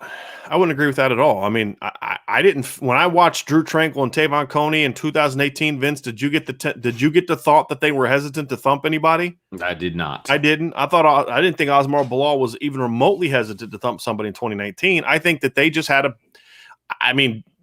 Jeremiah Wusu wasn't afraid to thump somebody. Go ask the running backs from Florida State who he lit up a couple times last year. I think that was an issue at one position last year. Buck. That's it. I mean, Drew White didn't play well, but Drew White had plenty of thumping hits last year. And the reason that, maybe the perception that Drew White wasn't coming downhill fast or whatever is because a lot of times he was trying to make up for what was happening with the Bucs. But he still came down fast. He would come down, he'd hit the wrong gap and things like that. Yeah. I mean, look, Drew White last year, we've talked about this. Drew White struggled last year compared to where he was in 2019, right? But Drew White still had 9 tackles for loss? I mean, yeah, I'm just going to have to strongly disagree with that. Let's see. John Rich, interesting one here. He says, I just read that Seth from Pro Football Focus ranked Brian Kelly as the 12th best college football coach and Kirby Smart at Georgia as number 3. Really? It is amazing how bad Pro Football Focus is at analysis. They're really good at data. But when it comes to giving opinions, some of the things they say are just, I'm sorry to be disrespectful, it's just downright stupid. This is the same organization that doesn't have Michael Mayer as one of the top 10 tight ends. They don't have Kyron Williams as a top 10 running back. It's stupid. And so I'm sorry. I don't care what they say. And if someone's going to tell me that there's 11 better coaches in the country than Brian Kelly, because here's the thing, you guys, you idiots at Pro Football Focus, and I'm sorry I'm saying this, but I love their NFL guys, but their college guys are awful. If you're going to tell me that Notre Dame doesn't have a bunch of players that rank in the Kyron Williams isn't that good, and Michael Mayer's not that good, and other than Kyle Hamilton on offensive line, they're not that good, and yet Notre Dame's been in the playoff 2 of the last 3 years, then wouldn't that then say that Brian Kelly's one heck of a football coach? You can't have it both ways, right? So it's just incredibly stupid analysis. And for Kirby Smart to be number 3, are you kidding me? That's just someone whose opinion, John, I would say is probably not. I've honestly stopped reading Pro Football Focus. If I see them tweet out an All-American list, I'll see if Notre Dame guys are on it, so that way I can turn it into a story because it's newsworthy. But I give zero time to actually reading their analysis after some of the just trash that I've read the last couple of years. It's sad too, because they had so much potential, but a lot of their good college guys have moved on to the NFL. Right. And that's really what it comes down to. They're good for data collection, and that's about it. Coleman Smith says, this is off topic, but I did see Notre Dame is now favored to land 23 defensive back Justin Rhett. If that pans out, that's a great start to the 23 secondary recruiting. Can we not, every time a crystal ball's put up, come into the chat and talk about it? Because how many times have we seen a crystal ball come up? Remember when there was crystal balls for Nicholas Singleton, and remember when there was crystal balls for Benjamin Morrison to Washington? Remember when an analyst at 24/7 a couple years ago put a crystal ball in for Xavier Watts to go to Nebraska, despite the fact he'd already committed to Notre Dame? Can we not do that? Right? I mean, yes, Justin Rhett's a guy to keep an eye on. I'm going to have an article coming up here later this week, early next week, where I kind of introduce you to some 2023 guys. He will be on that list. But, yeah, I mean, I just don't want our shows to constantly turn into what crystal balls say. I don't like crystal balls. I've made my opinion known on that. And I feel like it's great marketing because this is exactly what happens. There's a chat from not a 24/7 chat that every time a crystal ball comes, what do people do? They come to the chat and they want to talk about it. And that's fine. I mean, I get it, but I just feel like, yeah, that's my crystal ball rant today. But Coleman, I appreciate you very much. You're always in our chats, and I love that you're in our chats. I'm just tired of answering like the crystal ball ones because what was it 5 days ago? Notre Dame didn't have room for Benjamin Morrison, and he was crystal balled everybody to Washington, right? And what did I say? They got room for him. They would take him, and they're still battling. And now it's like, now look at it. Just let's let it happen. If Tom's given a thought out analysis at 24/7, and you want to ask me about it, that's cool because I respect Tom. I like Tom. And when he's writing and doing things like that, it's good stuff. But I just don't feel like we should have to constantly respond to every single crystal ball that goes out for kids because those things can change it every single day if they want to. Daily. Yes. Daily. And sometimes they do. Right. Kevin Carter says exactly, Brian, not the same Florida State. My prediction is if Kelly lets Tommy take the training wheels off, I picture the defense as rabid dogs waiting to be released. Bold prediction. 5+ sacks, 42-9. Whew. There's a lot of optimism about That'd that. That'd be a fun game to watch. Love it. I would love it. That would be a fun game to watch. Yep. Matt D says, how many sacks will the Notre Dame defensive line make in the game with Florida State, if any? Who will lead the team in sacks? I mean, I hope they get at least 4 or 5. I mean, yeah. But again, I also am not someone who overly is concerned with sack numbers. I think disruption number. I mean, if I could have my choice between a sack or you hitting the quarterback as he's about to throw and the ball floating up in the air and you picking it off, I'd rather do that. Yeah, absolutely. That to me would be better for me than a sack. But it's more about just the consistent disruption. The tackles for loss is going to be part of that too. To me, this is a game you should have 8-9 total tackles for loss. You should have at least 4 sacks. But I mean, if you only get 2 sacks in the game, but you had 5th on the quarterback, that's really good. That's a really good night of pressure.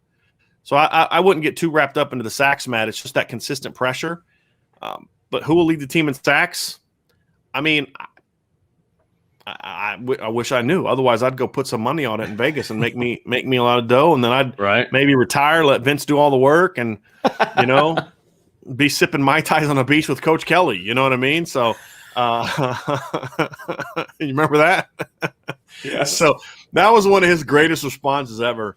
And he may still actually be here for that game, but back when Notre Dame scheduled Texas to A&M, and it was like 5 years ago or something. It was like almost 10 years away from when that game was going to happen. Yeah. And somebody asked him, what do you think about the Texas A&M game? And he's like, you know what I think about the Texas A&M game? I think I'm going to be sitting on a beach somewhere sipping Mai Tais. It's a great response. That's a great response. That's about a game that's scheduled 10 years out. Like, come on. It was a great response. Yeah. That was awesome. Awesome. Really good question here by Brian. He says, is it worthwhile to take the time and rewatch last year's game? Yeah. Talking about Florida State. I think so. Yeah. I mean, I wouldn't invest too much in it, but I think you can learn a little something about Jordan Travis, the running backs. I think you can learn a little something about them. I think you can see the linebackers play. So, I mean, I would key on them. I wouldn't focus too much on the secondary because a lot of those guys aren't going to be in this game. I wouldn't focus too much on the defensive line because most of those guys aren't going to be in this game. But I think offensive line wise, I think running back wise, quarterback wise, and scheme wise, you can learn some things from it. But I wouldn't. It wouldn't. Let's put it this way, Brian. If there are games that you would say, hey, what are some? If you give me 4 or 5 games from last year from Notre Dame that I should rewatch, would that be one of them? No, it wouldn't be. And he's got a follow-up question. He says, will the Notre Dame offensive line give up any sacks in week 1? Oh, I'm sure. I mean, I'll give up a sack or 2. Jermaine Johnson may get one, but that's okay. I mean, if you give up 1 sack a game, you're going to be in the top 5 in sacks allowed at the end of the year. Unless you're the 2013 offensive line, which gave up 8 the entire year. Remember that? With Zach Martin and Chris Watt. That was a exceptional with Tom Maurice, a quarterback. So it's not like you had Brandon Wimbush or Deshaun Kaiser, Malik Zaire avoiding sacks. I mean, that was a tremendous pass blocking offensive line. No question about it. And he says, other than the defensive line, what position group are you most comfortable with? And we'll say I'll amend this question going into week 1. I'm going running back. I feel very comfortable. I mean, on the entire team, position. I kind of thought he was talking defense. I'm Oh, comfortable. okay. I mean, entire team, I'm comfortable at quarterback. I'm comfortable at running back. I'm comfortable at tight end. I'd probably say on defense, my next most comfortable position would probably be linebacker. Because I feel like we know who's going to play. It's just about, are those guys going to step up and be better? And real quick, B Bean, I am not related to Jeff Driscoll. He spells his name with 1 L. I spell mine with 2. And it's a very small because usually people that have spelled their name differently than mine, it's Driscoll. So it's obvious that it's not the same. But obviously Jeff Driscoll's very similar. He's the only person I've ever known. Like I've never seen that name spelled that way anywhere else. I've only ever seen it Coll. And the only time I've ever seen it spelled the way I spell it is there's some Driscolls in Kentucky, which I'm somewhat kin to somewhere way, back when they first came over from Ireland and stuff. I think it was like the early 20th century, late 19th century, whatever. But that's about it. Usually I see Coll. But no, we're not related. And I would have disowned him the way he played for the Broncos last year anyway. So. Will is jumping in. He says he's a Florida State fan. He says most of us are realistic going in and thinking that we take a loss.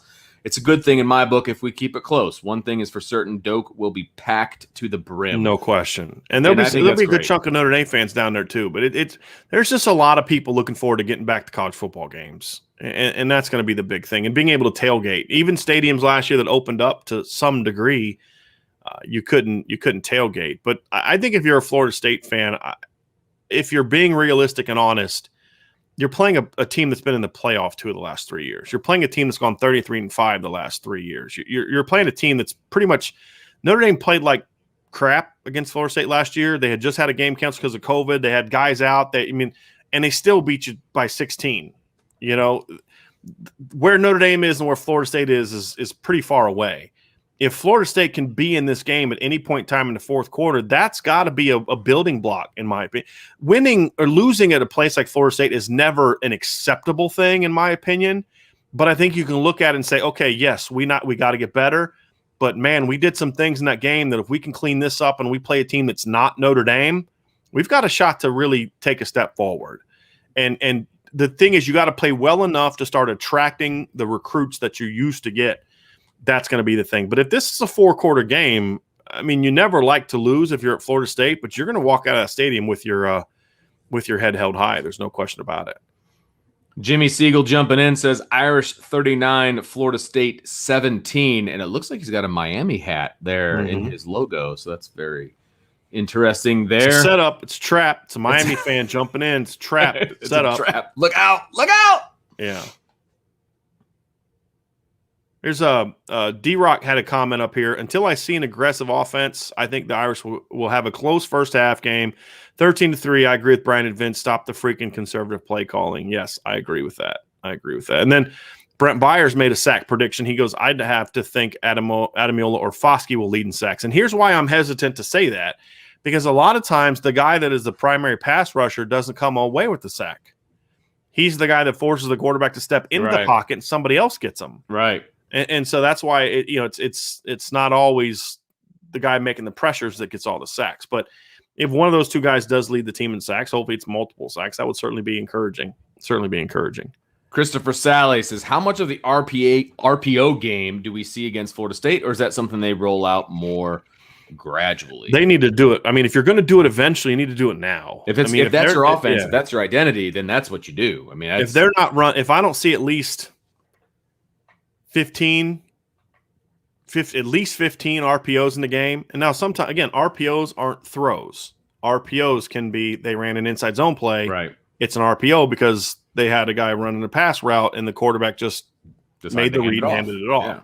If I don't see at least 15 to 20 RPOs in this game, I'm going to be a little fired up. How about this? Papa Shrimp says, I think this will be either a blowout or a 3-point game. No in between.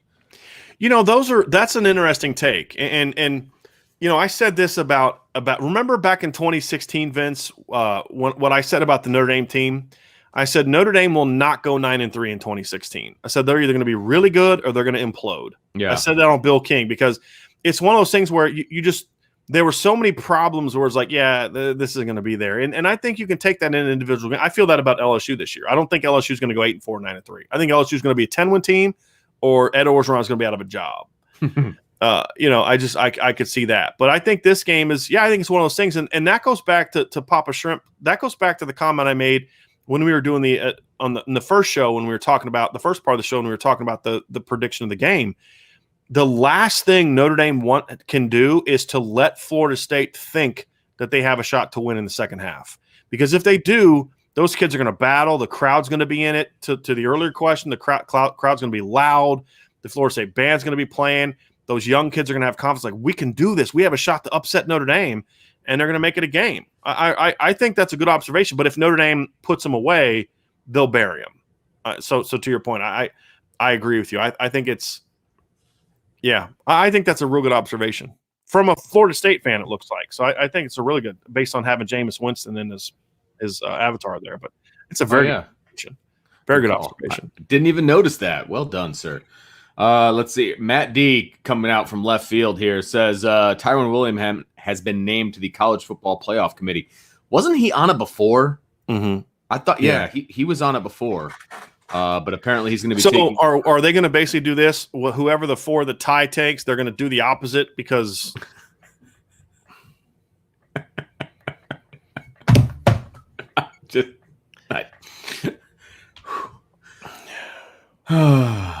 Ty Willingham, freaking guy. Tommy Gunn says team sacks over under 7.5 for this game. I'm got to take the under. I can't imagine they're going to have 8 sacks plus.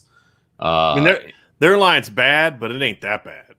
I don't think. Right. And you said it yourself. Look, Coach Norvell is going to do things to get the ball out of his hands. He's not going to have Mackenzie Milton sit back on 7-step drops, making full downfield reads the whole game. I mean, look, if they get minimum 3-4 sacks, I'm happy. But it's not about the sacks for me. It's the consistent. If they get 2 sacks, but they're hitting the quarterback and rushing the quarterback the entire game, and he's forced to throw quick all game, you're not going to get a lot of sacks. But that's a win. You're going to dominate him at that point. It's funny. I think there's a lot of shell-shocked Notre Dame fans out there when it comes to Notre Dame offense. Nolan says, I hope my lowered expectations for the offense in this game are because that's how it's been the past few years. I'd love to see an offense that comes out firing on all cylinders for a change. I get it. Once you've been beaten over the head with something over and over, that's what you tend to expect. Sure. I totally get it. Sure. There's part of me that feels the same way until I see differently. And we've seen bits and pieces in the spring, which leads me to hopefully seeing a more explosive offense moving forward. So, and I thought we saw a little bit of that against Louisville in 2019 in the first 2. I mean, they scored 66 against New Mexico, and against Louisville, they averaged 6.5 yards a play. They had a couple turnovers in the red zone that kind of hurt them that game. They had some missed opportunities, but I thought they came out aggressive in that game. And they also lost Jafar Armstrong after the first series. Remember, Notre Dame, that first drive went right down the field on Louisville. But the problem in that game was they were calling plays down the field. Ian Book just wouldn't throw it. He did not complete a single pass. I don't think he attempted a single pass that went beyond 20 yards. He had that one seam throw to Tommy Tremble that was close to it. But he wouldn't throw the ball. He wouldn't let it go.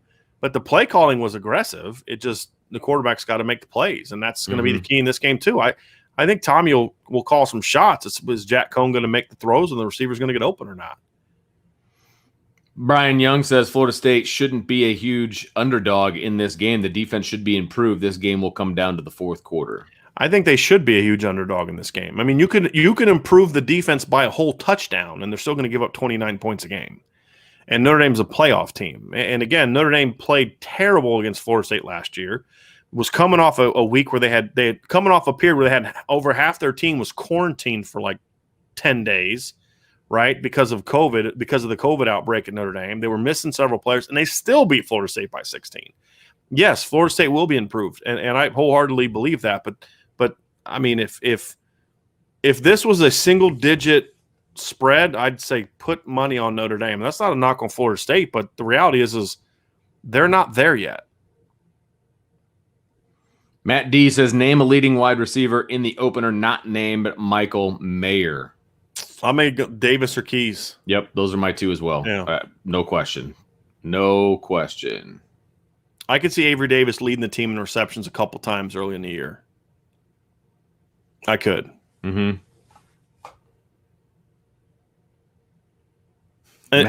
Matt D says, I hope the training staff has a solid hydration plan leading up to this game. I don't care if they have to give IVs the night before the game. Don't want a bunch of cramping players. Mm-hmm. I think they'll have that under control. Yeah. I trust the strength. Yeah. And that hasn't been an issue for them in recent years. And a couple comments from Brian Young. Says FSU's O-line should be leagues better than what they were last season. Take FSU spring game with a grain of salt. That wasn't the full lineup on the offensive front. I don't care about the spring game from other than the fact that the spring game was exactly what they've been the last 3 years, right? So it's kind of like what I'm doing with the Notre Dame offense, right? I could come out and say, hey, look, don't take the spring game or don't do this. And they're going to come out, they're going to be throwing the ball down the field and they're going to be doing all this. And I could say that. I could say whatever the heck I want, but sure. I have no evidence of that, right? And could the O-line be better? Maybe, but you have no evidence of that because they were terrible last year. They were terrible in the spring game. The talent at the position, it's not like they had a bunch of young guys that are really talented. They just need experience. They weren't talented. And so, I mean, and again, leagues better still doesn't make them good. So, I mean, you know, that's kind of it. And then see, Brian Meadows says, I grew up in South Georgia, and my best friend is a Florida State fan. We've been talking smack to each other since the 93 game. This year, he had nothing to say about Notre Dame smacking FSU this year. I mean, the last couple times, he probably shouldn't have a whole lot to say. Yeah, exactly. About that. But they'll be back. I mean, that's just how it is. They'll be back, just like Notre Dame was down for a while. Florida State still has a long way to go to equal Notre Dame's length of futility after the Lou Holtz errors. They'll be back. They'll be back. Fred Benson says IB is greater than Pro Football Focus. And I usually don't like to pat myself on the back, but in this case, he's not wrong. But that's kind of a low bar. And again, it stinks because there's a lot of things Pro Football Focus does well. There's some guys at Pro Football Focus who I like. Mike Renner, I think, does really good work, but he's an NFL guy now. It's just they keep putting out these horrible takes, and they continue to put like these like they don't take into account that, like Kane Madden, for example. Kane Madden did what he did at Marshall. You have to be able to project how that's going to be doing that against a Power 5 schedule, and they don't do that at all. And remember, they did a similar thing a couple years ago. Michigan got a defensive end commitment from Central Michigan, and I'm trying to remember. I'm going to pull up his name, and they were hyping him up as he was going to be like one of the best defensive ends in the entire country. And Michael Dana, that's who it was. He played at Central Michigan. And he had 15 tackles for loss and 9.5 sacks at Central Michigan. And he transferred to Michigan, and they were like, he had these great Pro Football Focus numbers, and he's going to be this great player and all that kind of stuff. You know what he did in his 1 year at Michigan in 13 games? He had 3 tackles for loss and 3 sacks, 2 quarterback hurries, right? Like, it's one thing to do that in the MAC. It's another thing to do that at Notre Dame. And that's kind of where I say that a lot of what they do is just kind of just not sound, in my opinion. Bacchus Thompson. Kyle Hamilton is a good safety, a very good safety. He has issues in coverage, very tight hips, and slow transition. If Florida State gets the ball to their playmakers in space, it's going to be a major issue. Are you talking about some kid that named Kyle Hamilton for Florida State? I just want to see what you're or somebody else, because that's not at all what I've ever seen from Kyle Hamilton. He does not have tight hips, and he is so fast when he decides what he's going to do. He does not have issues in coverage. He's one of the best cover safeties in the country. I mean, I love you, Bacchus, and you've been commenting on our channel for a while, but you and I are watching 2 completely different kids. I'm just curious if maybe there's another Kyle Hamilton that I'm not aware of, because the Kyle Hamilton plays at Notre Dame is none of those things. None of those things. So you want to grab? I want to grab that super chat. Yep. Thanks, boss. Logan Hale, love the show. Go Irish. Logan, I appreciate it very much. I think this is the first time I've seen Logan Hale. I don't think I've seen him comment before. So really appreciate the super chat and really appreciate you being part of the show very much. Let's see here. Edited. We'll go with edited. Who's the biggest opponent of 2021 for Notre Dame? I'm thinking USC might be the team. North Carolina could be that team if they take another step. I'm going to give you the really lame coach answer, and then I'm going to give you a real answer. Who's the biggest opponent is the next one, Florida State. Now, in all seriousness, to me, I think it's the Wisconsin game for me because that's the first big game they play. I think until we get past that game, I can't worry too much about Cincinnati and North Carolina and USC. But I think that group of four that I just mentioned is really, you can kind of all bunch them in together. And you talk about who the biggest opponent is. It just depends on what you're trying to learn about the team. I don't think there's like one like Georgia 2019 or Georgia 2017 or Michigan 2018 was clearly the biggest game or last year Clemson was. I don't think there is that game for Notre Dame this year where there's just that one team that's head and shoulders, just that big game. So to me, I'm going to kind of take a little bit of a lazy answer, and it's lazy, but it's what I believe, which is the first big game is the one that I'm focused most on, because how that game goes is going to determine, in my opinion, a lot of then how the rest of them go. And a perfect example is, you look at that 2012 team, they were not a pretty team early in the year. They had some really ugly wins early in that season because they were still kind of finding their way. They still weren't a team that really had learned how to win yet. They kind of got a little lucky against, Purdue. Michigan State wasn't very good. And then they played Michigan, and Michigan, they tried to give Michigan that game, but Michigan was like, no, we don't want it. Throw the hot potato back. It wasn't really until at Miami and really the Stanford game. That Miami game was that game where when they did that, it gave them a greater deal of confidence. And then when they beat Stanford that next week, that game, once Notre Dame beat Stanford, I said to a buddy of mine, they're not going to lose another game this year. Because remember, at the time, that was the dragon that they had never been able to slay. None of the players on that team had played in a game where they had ever beaten Stanford. Last time they beat Stanford was like 2008.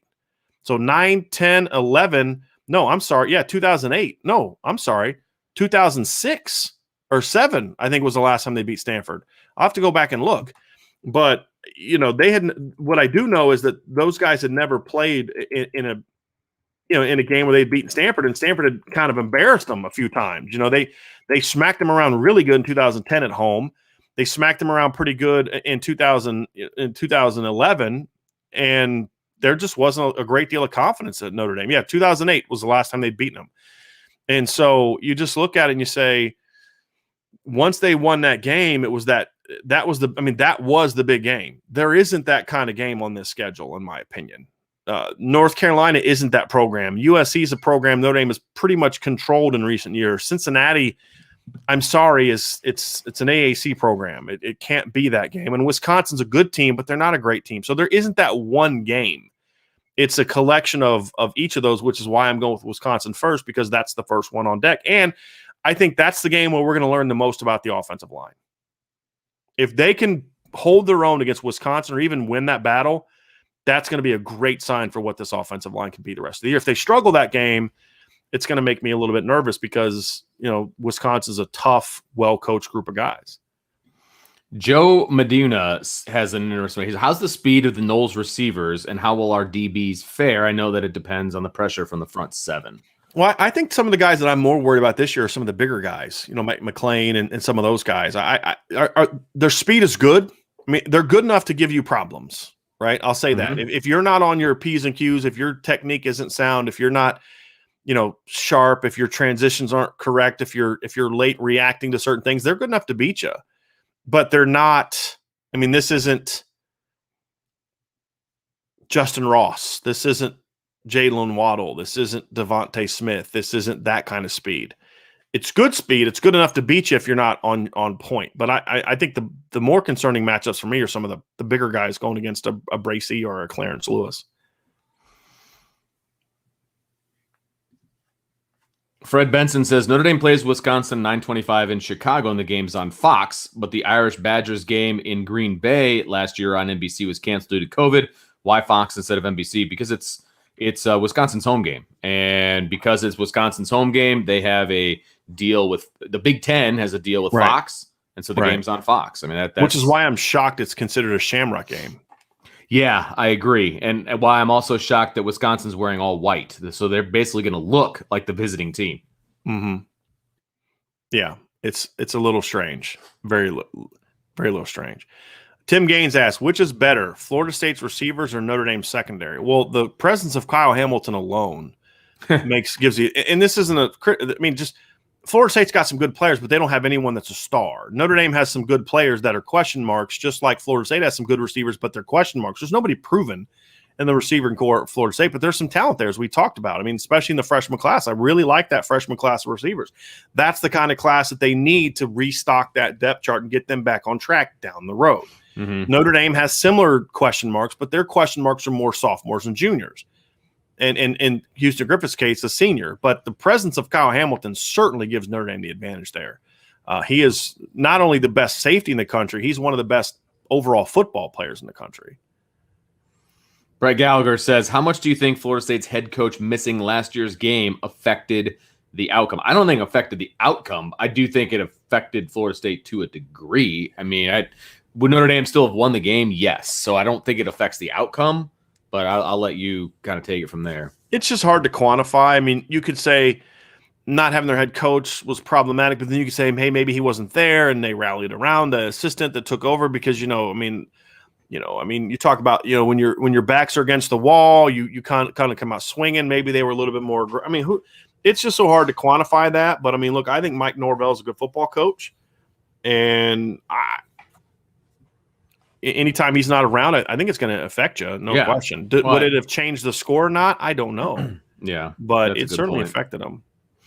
Peter Hansen, potentially a Wisconsin fan, judging by the icon. I'm not quite sure, but he's looking for intel. Yeah, how has practice been this summer? Go Irish! It's good.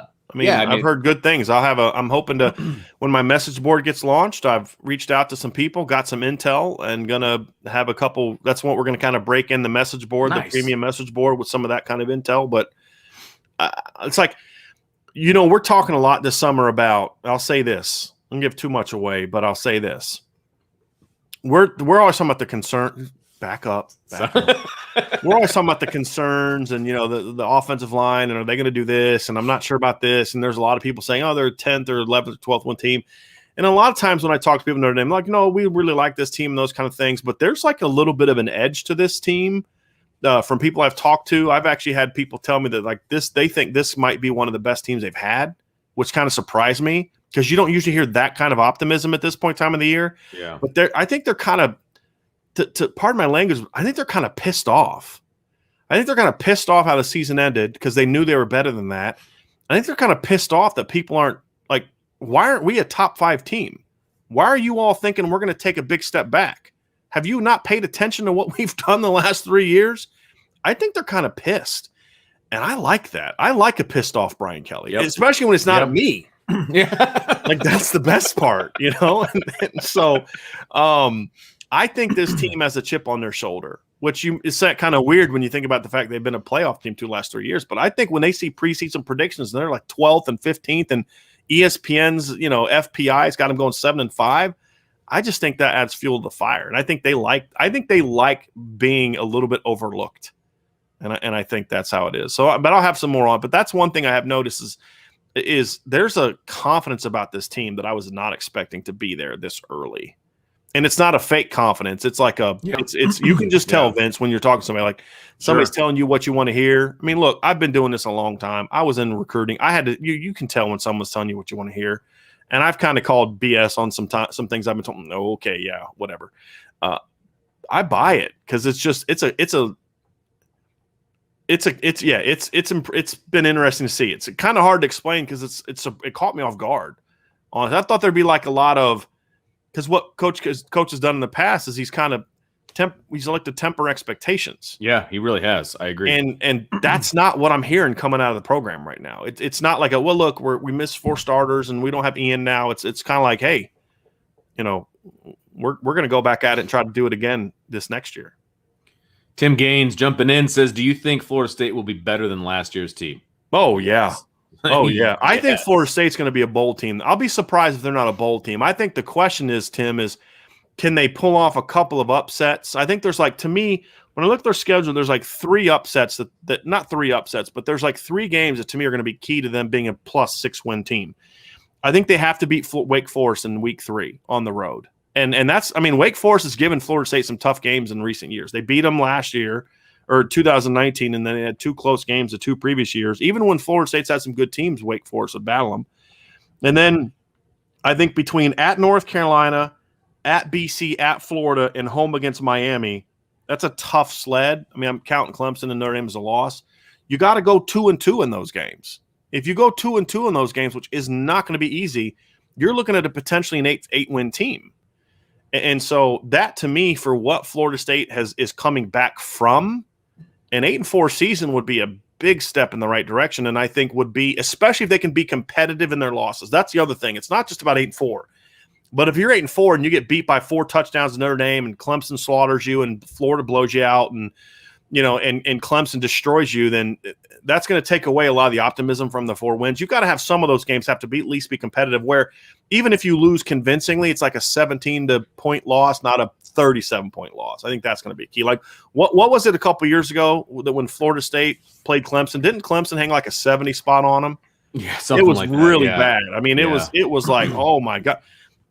It's like Dabo's kind of like, we're trying to make sure they don't ever wake up again. I mean, it was really bad. I think it was 2018 is I'm looking at it now. Yeah, 59-10. Okay. Maybe Louisville's the one that hung the 70 spot on them. But yeah, with Lamar Jackson, like 63 on him. But yeah, Clemson beat them 59-10, and it could have been way worse than that. Of course it could have been. Peter Hansen jumping back in says, what is your game plan for Mackenzie Milton? Keep him in the pocket. Yep. And pressure him. Him, hit him, make him uncomfortable. Keep him in the pocket. I mean, I'd rather you get hands up when he's trying to throw than try to over pursue and he steps into the pocket, because he's like 5'11". He's like 5'11". He's 5'11". That's what I was just going to say. With Foskey and MTA, all those guys getting up in his face. You attack him, but you got to stick in your rush lanes. You got to be gap. You got to be gap sound. I mean, again, you can be aggressive and still be gap sound. You can't over pursue, because then he's going to step in the pocket and either buy time to throw it or step up and move the chains. You got to keep him in the pocket. Rob Titoff says, a slow start or numerous turnovers that lead to Florida State points is my biggest concern with this game. What are your thoughts? Of course.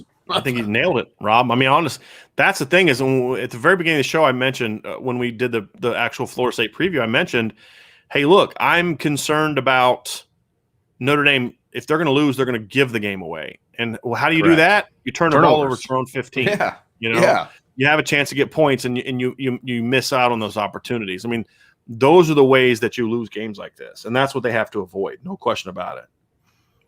Dan Squat's checking in. I'm at work. I'll have to watch the playback later. Appreciate our lone Florida State fan can't even watch the show live, Dan. Come on, man. Be better than that, right? What do we say here at Irish Breakdown? We like to use the old Vince Vaughn, who also starred in Rudy. Rule number 76, man. No excuses. Play like a champion. Let's go, buddy. Nolan, it says, one improvement I can see is that whoever our quarterback is this year, that they will have a much better pocket presence than we are used to. Book never looked comfortable in the pocket to me. No disagreements there. Yep. And mic'd Vincent Bryan, do you feel that this team will have Mike D? I think it's what that is. Is it? Okay. Gotcha. Do you feel that this team will have a top 10 defense at the end of the year? If so, what have you seen on film, heard from the staff, or just feel like certain players or position groups will finally break out? Do I feel like this team will be a top 10 at the end of the year? I think it has a chance to. Mm-hmm. And the reason I say that is because I think they're strong in all the places you need to be strong, in my opinion. You have to be dominant up front, and I think they have a chance to be dominant. I'm optimistic about this D-line. The people I talk to are optimistic about this D-line. I think the talent is there. I think there's a lot of high-level talent. This isn't just a bunch of really good kids who are veterans who you are going to be scrappy and gritty. Like, there's one Kurt Hinish, there's not 4, right? The guys around Kurt Hinish are very talented future NFL players. And I look at that and I'm excited by it. I think they have a star on the second, third level. Obviously you look at Kyle Hamilton. I think they're athletic. This is an athletic defense. And I also don't think they play a lot of great offenses. I think that helps too. I mean, outside of USC, North Carolina, I don't see a lot of teams that are really high octane dynamic, explosive offenses. You know, I mean, Stanford's not that. Cincinnati's not that. I mean, Cincinnati had a pretty good offense for a team that plays in that level. But if you look at them last year, the two really good defenses they played last year were Tulsa and Georgia, and they scored 27 and 21 points in those two games. So I mean, they're not a huge high octane offense, and so I think that should help too. And it always has to like offensively. I think the reason I think they should be 40 plus points per game this year is because if you look at the defenses they play, I think over half the teams they play this year gave up over 30 points a game last year. So you know that's part of it too. Is not all. This is why I say context matters. Like part of what made the LSU success in 2019 so incredible is who they did it against. I mean, they weren't out there like just hanging like 90 on Southwest Louisiana State, you know, and then I guess they probably shouldn't do that because they had Bobby Boucher. But you know, I mean, they weren't out there just doing that against bad teams. I mean, you look at that team, they hung 45 on a top 25 Texas team. They hung 42 on a top 10 Florida team. They hung 46 on Alabama. They hung 37 on a really good Georgia team. They hung 63 on Oklahoma, and they hung 42 on Clemson. I mean, they were out there scoring on hung 50 on Texas A&M and Mike Elko. You know, I mean, they were out there scoring on everybody against a really tough schedule. And so context matters. So you could score 43, 44 points a game this year. It's kind of like in 2019 when Notre Dame scored 36 points a game. And I've always said that was a very misleading statistic, in my opinion, because when you look at Notre Dame that year, they hung 66 on New Mexico, and you hung 52 on Bowling Green. You know, I mean, it skews the numbers a little bit. Big time. And you know, and then you look at what they did against some of the better teams in the schedule, and you know, they finished strong, but you know, that was a misleading number, in my opinion. Mm-hmm. Brent Byers jumping into the best team on Notre Dame's schedule conversation. He says USC is by far the most talented team we play. If they play to their ability, which is unlikely because Helton is inadequate, they would give us all that we can handle. The USC offense versus the Notre Dame defense is juicy. You could argue they're the most talented team that Notre Dame plays. I definitely would not say it's by far. I don't think USC is as good as they've been in the past. I mean, look, they lost some really good football players off their team last year. And they're not a team, in my opinion, that's recruited well enough to just reload. Mm-hmm. That's problematic. Now, getting Jake Smith that just transferred there from Texas, that should help. They got Keontae Ingram from Texas as well. That should help. But, you know, it's a running back. They don't really use running backs at USC. But, I mean, they're talented, but they're not – I mean, their lines aren't as good as they've been. I mean, Drake Jackson's really good. But other than that, they don't have a lot of great D linemen. You look at their offensive line, it wasn't that good last year, and they lost Elijah Vera Tucker. They're not as talented as people think. Now, they'll score and they'll put up points because of the offense, but I don't think it's by far. I mean, I think North Carolina has some talent that they can match with. I mean, Cincinnati has probably the two best players Notre Dame is going to face all year in Ahmad Gardner and Myjai Sanders. I mean, you look at NFL drafts, and I mean, they're consistent first-round picks. Now, I don't think Cincinnati has the top to bottom talent, but no, I don't think it's by far. I mean, you could make a case, and I don't even know if I would say for sure who that would be. I wouldn't argue necessarily that USC has the best roster they play, most talented they play, but it's not by far, in my opinion. We got a super chat down here, Vince. Let me pull that up. Yeah, please. Patrick Barnes, thanks for another great podcast. I'm nervous for the Florida State game. Last time we went to Florida State and played a game with hyped up crowd, Miami destroyed us. That was a top 10 Miami team. That was a Miami team that won 10 games. And was undefeated and ranked, I think, 8th at the time, 8th in the country at the time. Yeah, it was a big win. It was a top 10 game, wasn't it? It was. It was like, I think it was like 3 versus 8 or 3 versus 5, something like that. And this is not that team. Yeah. That is not that team at all. Louis has a question about Notre Dame's offensive line. It says, with the 2 offensive line freshmen that have the potential to start this year, are you more worried about their pass protection or ability to execute in the running game? Run game for me. And 10 years ago, Louis, I'd have given you a completely different answer. But I think pass pro is such nowadays with not as many 7-step drops and, you know, deeper pockets and things like that, and quick game and screens are now more prominent. I think pass pro is a little bit easier to teach than it used to be. I think run game is a little bit more because teams do so much more movement now, twist stunts, things like that, different fronts, junk fronts, things like all that kind of stuff. I think teaching run game to a freshman is a little bit more complex with what Notre Dame does. I think if it was Wisconsin, not Wisconsin. Some other, Wisconsin might be a little different story because Wisconsin's more of a pro style offense. They're going to do more play action, do more deep drops.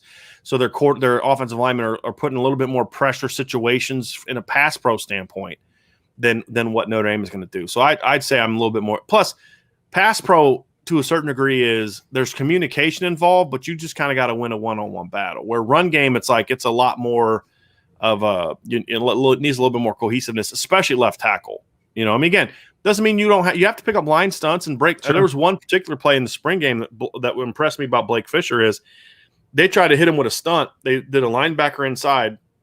The DN slanted inside, and Blake stepped in to block him, and a guy looped outside, and Blake came right off and got him. I mean, that was a really heady play. But in the run game, if you're late to recovering to that, or in the pass game, if you're late to recover to that, you can still move them and get them out of the way, and the quarterback can step up. Correct. If you're got a quarterback that can do that. Right. Yeah. If you're late to get to a guy in the run game, it blows your play up. And that's another reason why I say it's a little bit harder. Dan Squatch jumping in. See, he's got a couple. He hasn't left us yet, so I appreciate that. He says Notre Dame, North Carolina, Miami, Clemson, and Florida are all games we're supposed to lose, and everyone is expecting us at least one game that we're not supposed to. Go Noles. Right, which is, based on what they've done in recent years, that makes sense. You know, but for Florida State to take that leap, they got to limit the games they're not supposed to lose, and they have to win one of those games. And look, Notre Dame is going to be tough. Clemson's going to be tough. Florida's going to be tough because they're the last two are road games. But between USC at home and Miami, or USC on the road, UNC on the road, and Miami at home, you got to try to pull off one of those upsets. They did it last year. They were at home, but they beat North Carolina last year. Mm-hmm. And that was a big win for them. It was huge. I think they have to pull off one of those upsets. And I think they're capable of it. Again, they don't have to go 3-2 in those 5 games. They just have to go. Even if they just get one, they've got a shot to being 8-14. Sure. Thomas Walsh says, I want Kelly pissed off. Agree. Media BS pressured him to mellow out on the sidelines. Let him go all Bobby Knight on occasion without the judgment. Gets the kids fired up. No, it really doesn't get the kids fired up. It doesn't. Not anymore. It's not. Well, and I've never been a big fan. The way that he would conduct himself in the sidelines was a little bit too much for me. I don't mind a coach being fired. I don't mind a coach getting in the guy's face. Go watch Nick Saban in the game. He'll get on you. Sure. Brian Kelly at times went a little over the top, in my opinion. And more so when it comes to quarterbacks. I'm from the Bill Walsh school that you do not yell at your quarterback in front of the rest of the team because you need to instill in your team that you have nothing but confidence in your quarterback. Yeah. And I know it's a double standard, but quarterbacks are held to a different standard. And so, but I do like a fiery Kelly. I do. I just think there's a happy medium between what he was and what he is. Red purple face to right. Because I think that wasn't the Brian Kelly we saw at Cincinnati either. The guy at Cincinnati didn't have the bouts where he just lost it, but he was very intense on the sidelines. You watch him and Tony Pike, going at each other on the sidelines. I think Brian Kelly likes that. I think he likes a quarterback that's gonna. That's why I likes Tommy Rees. Right. Because Tommy Rees would give it to him. Yeah, Tommy Rees like, hey, man, get out of my face. You know what I mean? Like, right. I know what I did. And so he respects that. He likes that back and forth, Yeah. It just is what it is. I don't necessarily like it. I don't think that's healthy for your football team to see your quarterback and your head coach battling, but it is what it is. Worked for him at Cincinnati. Yeah. Tommy Lawson, any thoughts of possibly losing Marcus Freeman to be the head coach at LSU next year? I guess it could potentially happen. I don't see it happening. I don't think that's necessarily an attractive job. It's not as attractive as I think people think it is, which is why LSU had to settle for Ed Orgeron because they lost to Tom Herman. And could he take that job? Sure. If I'm Marcus Freeman, though, I'd say why would I take the LSU job, which is a dumpster fire with a lot of problems. Again, when I talk train wreck at LSU, I'm not even talking about the football program. There's so much stuff going on away from the football program. Well, it's about the football program, but it's off the field that I don't know if I'd want to touch that. And especially if you do play your cards right, you can maybe be the head coach at Notre Dame in the near future. Exactly. And for a guy that's from Ohio, I think that would make and whose wife is from Ohio. Hey, look, his wife is born and raised in Ohio. Going down to Cajun country is a whole different universe that you're putting your wife and 6 kids into. Right. Okay. Right. Maybe you just might want to hang out in South Bend for a couple more years and wait for Brian Kelly to retire. I mean, look, it's still the Midwest up here, right? Ohio, Indiana. It's not a whole lot different, right. But yeah, way different than Dayton, Ohio, and South Bend, Indiana aren't exactly like that much different. Dayton's a little bigger, but it's not that much different. It's the same kind of deal. Yeah, exactly. Baton Rouge is a different universe. I mean, they have their own language. Have you ever heard Ed Orgeron talk? Everybody in Louisiana understands that dude. Right? They all understand him. Go Tigers. Go Tigers. Go Tigers.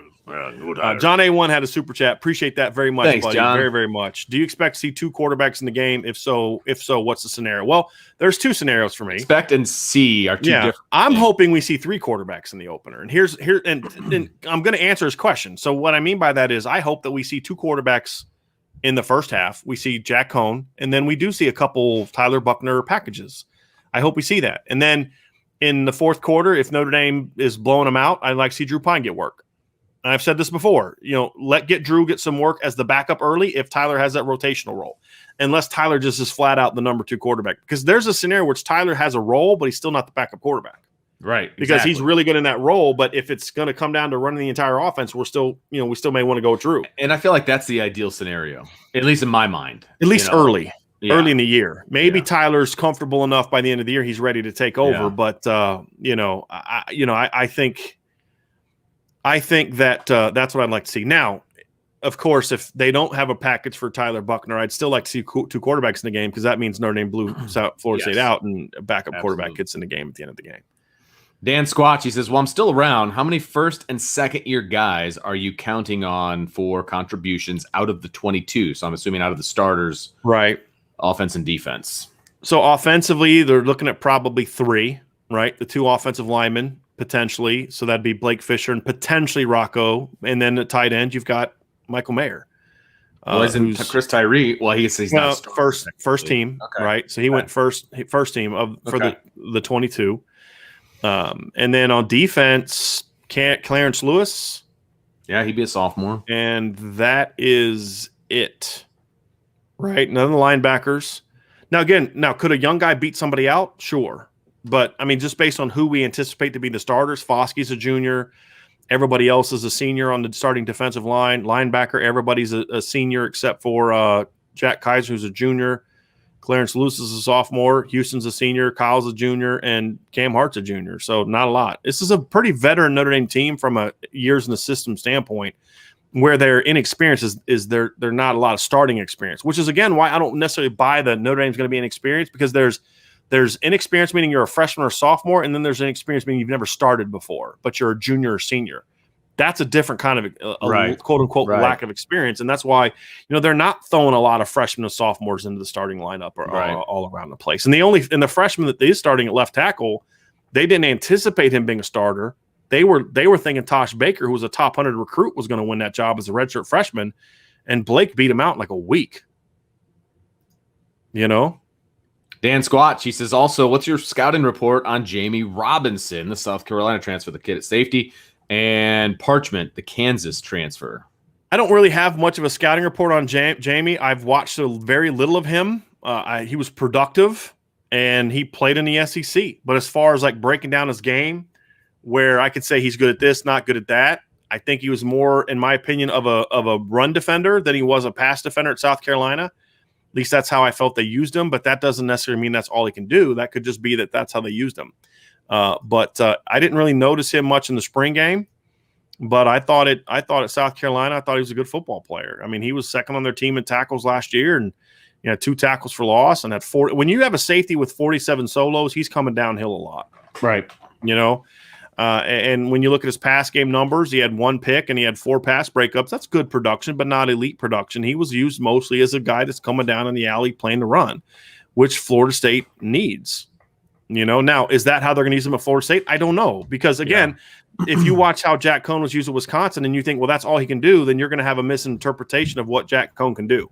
And that's the point that I would make. I don't know a whole lot about the transfer kid from Kansas. I do like the running back they got from Auburn. DJ Williams, and Brent Byers mentioned him earlier. He's a pretty good back. especially as a rotation guy. He's a pretty good back. I mean, they got a lot of transfers, and honestly, they needed it. I mean, they really did. Yeah. You know me, I'm usually anti-transfer, but when you're where they are in year 2 and you've had to just – and what they had to purge the entire clean top house half of their team. Yeah, you got to be careful you're bringing in the right kind of transfer. Yeah, for sure. But, yeah, they needed it, in my opinion. All right, Brian, unless you see something else. Yeah, you got Devontae 178 jumped in. Yeah, hey, what's up, y'all? Ready for football season? I agree. Brent Byers thinks Desmond Ritter's overrated. Brent, you are not the only person that I have seen with that stance. And that's going to be interesting. I'm personally someone who believes that I think he's a guy that's going to take another step this year. I think he's got big skills, but yeah, he not always processing things quickly. There's some things that I understand looking at the NFL that could cause some people some concerns, but I still think he's a good quarterback. And the thing I liked about him in the Georgia game is, I thought he missed some big opportunities in the Georgia game to make some plays. But he also took some shots too. But I think he's a little overrated from the standpoint of people talking about him being a first round pick. I don't see that. But I mean, other than that, I think he's a good college player. And I had to follow up on Backus because God love him. He's doubling down. Right now, Kyle Hamilton puts me in the mind of Taylor Mays. Excellent in the run game, fast and sure tackler, great range, but struggles in coverage. That's just not what the film shows. I mean, I'm at every game. I have all 22. I'm telling you, I don't know any draft analyst. I don't know any NFL scout. I don't know any opposing coach that thinks Kyle Hamilton struggles in coverage. It's not what we've seen in practice. It's not what we've seen in games. I don't know what you're seeing. Backus, I'd love to maybe hit me up on Twitter or something like that. We can have this back and forth a little bit more, but show me, give me examples. Like, hey man, this is why, I'm open to having my mind changed. It's just, you're going to have to give me something. Like, you're going to have to show me something because I've never seen it. I've seen a kid there's nothing Kyle Hamilton isn't really good at, in my opinion. I'm going to have to disagree with you a little bit on that one. Matt D says, subscribe, share, hit the like button. Definitely subscribe, hit the like button. Those two things definitely. We appreciate y'all very much. Here's a good question to end off with, Vince. If Liam Burke got in late, if Florida State was going to beat Notre Dame, how do you see them doing it? Vince, I'll let you kind of start off with that. For me, and we've said it a little bit in the past, Notre Dame's going to have to beat themselves. It's going to have to be turnovers, whether they're Notre Dame forced or Florida State forced. Notre Dame's going to have to turn the ball over and give Florida State excellent field position. Yes, short fields on the board. Yep. Those turnovers are going to have to lead to points. If those turnovers don't lead to points, then it's not going to hurt anything. Mm-hmm. But it's going to have to be points off turnovers, and it's going to have to be a situation where Notre Dame maybe is about to score, but then Florida State turns them over and then they go down and score. So it's like a score for a score situation, like that kind of thing. Like South Florida, something horrific like that, where you're about to score and you fumble it and then they take it back to the house. Like we saw with BC and Clemson last year. Remember, Clemson's about to go in and score, and that kind of thing can change them. And if it's like let's say Notre Dame's down by 3, it's 10-7, they're down by 3, and but they look that they're getting ready to take control of the game. And so I'm like, here's a perfect example. So when you look at 2017, Notre Dame's playing Michigan State. It's 21-7. Michigan State's about to score. They're like literally this far away from the end zone. They score there. It's 21-14. It may be a different ball game. Sean Crawford strips the guy, and Notre Dame recovers. Devastating turnover. Now, obviously, I don't see Notre Dame being down 21-7, but let's say they're down 10-7. Something like that happens. Florida State goes down and scores. Next thing you know, it's 17-7. That crowd is going to be nuts. Absolutely nuts at that point in time. That's not where you want to be. Those young kids are going to be feeling really good about themselves. No doubt. So to me, it can't, Liam, and to Vince's, I think this is what Vince is saying too. It can't just be like one bad turnover that results in a touchdown. It's got to be like multiple big mistakes. Correct. You're going to have a couple blown coverages that result in long plays.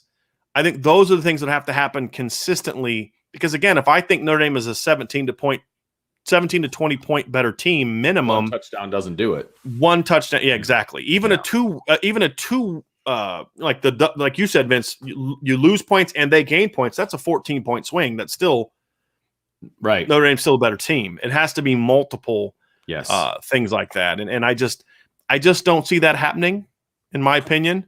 But that is the pathway to that happening. I mean, I don't think it's a thing. Well, gee, Florida State's better than we thought. No, I mean, I think Florida State's going to be a decent team. I'm the one out here saying I could see them win 7-8 games, right?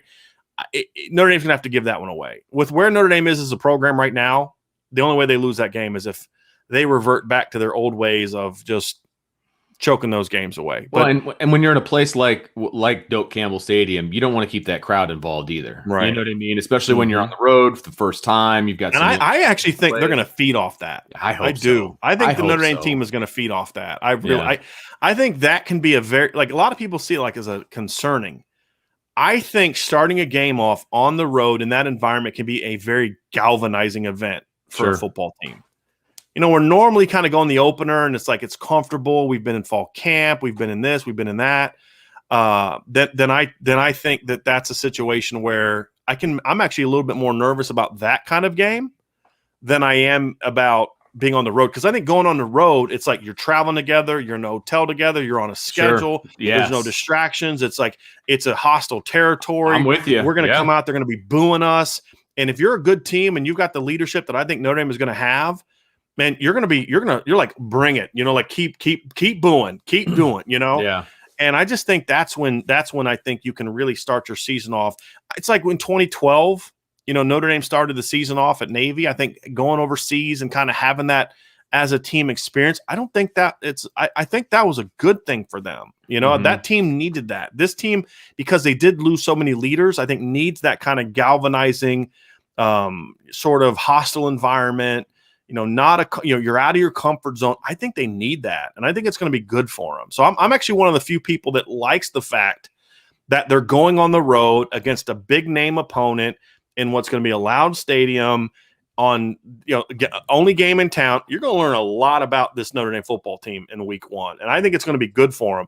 And then you get to come back home for a couple weeks against teams you're supposed to beat and you can get into your routine. But I think that's going to be a good thing for them. I know I'm in the probably the minority there, but I do. But before we go to Backus, my email address is brian@irishbreakdown.com. Try to make it as easy as possible. Shoot me an email. We can kind of have this back and forth.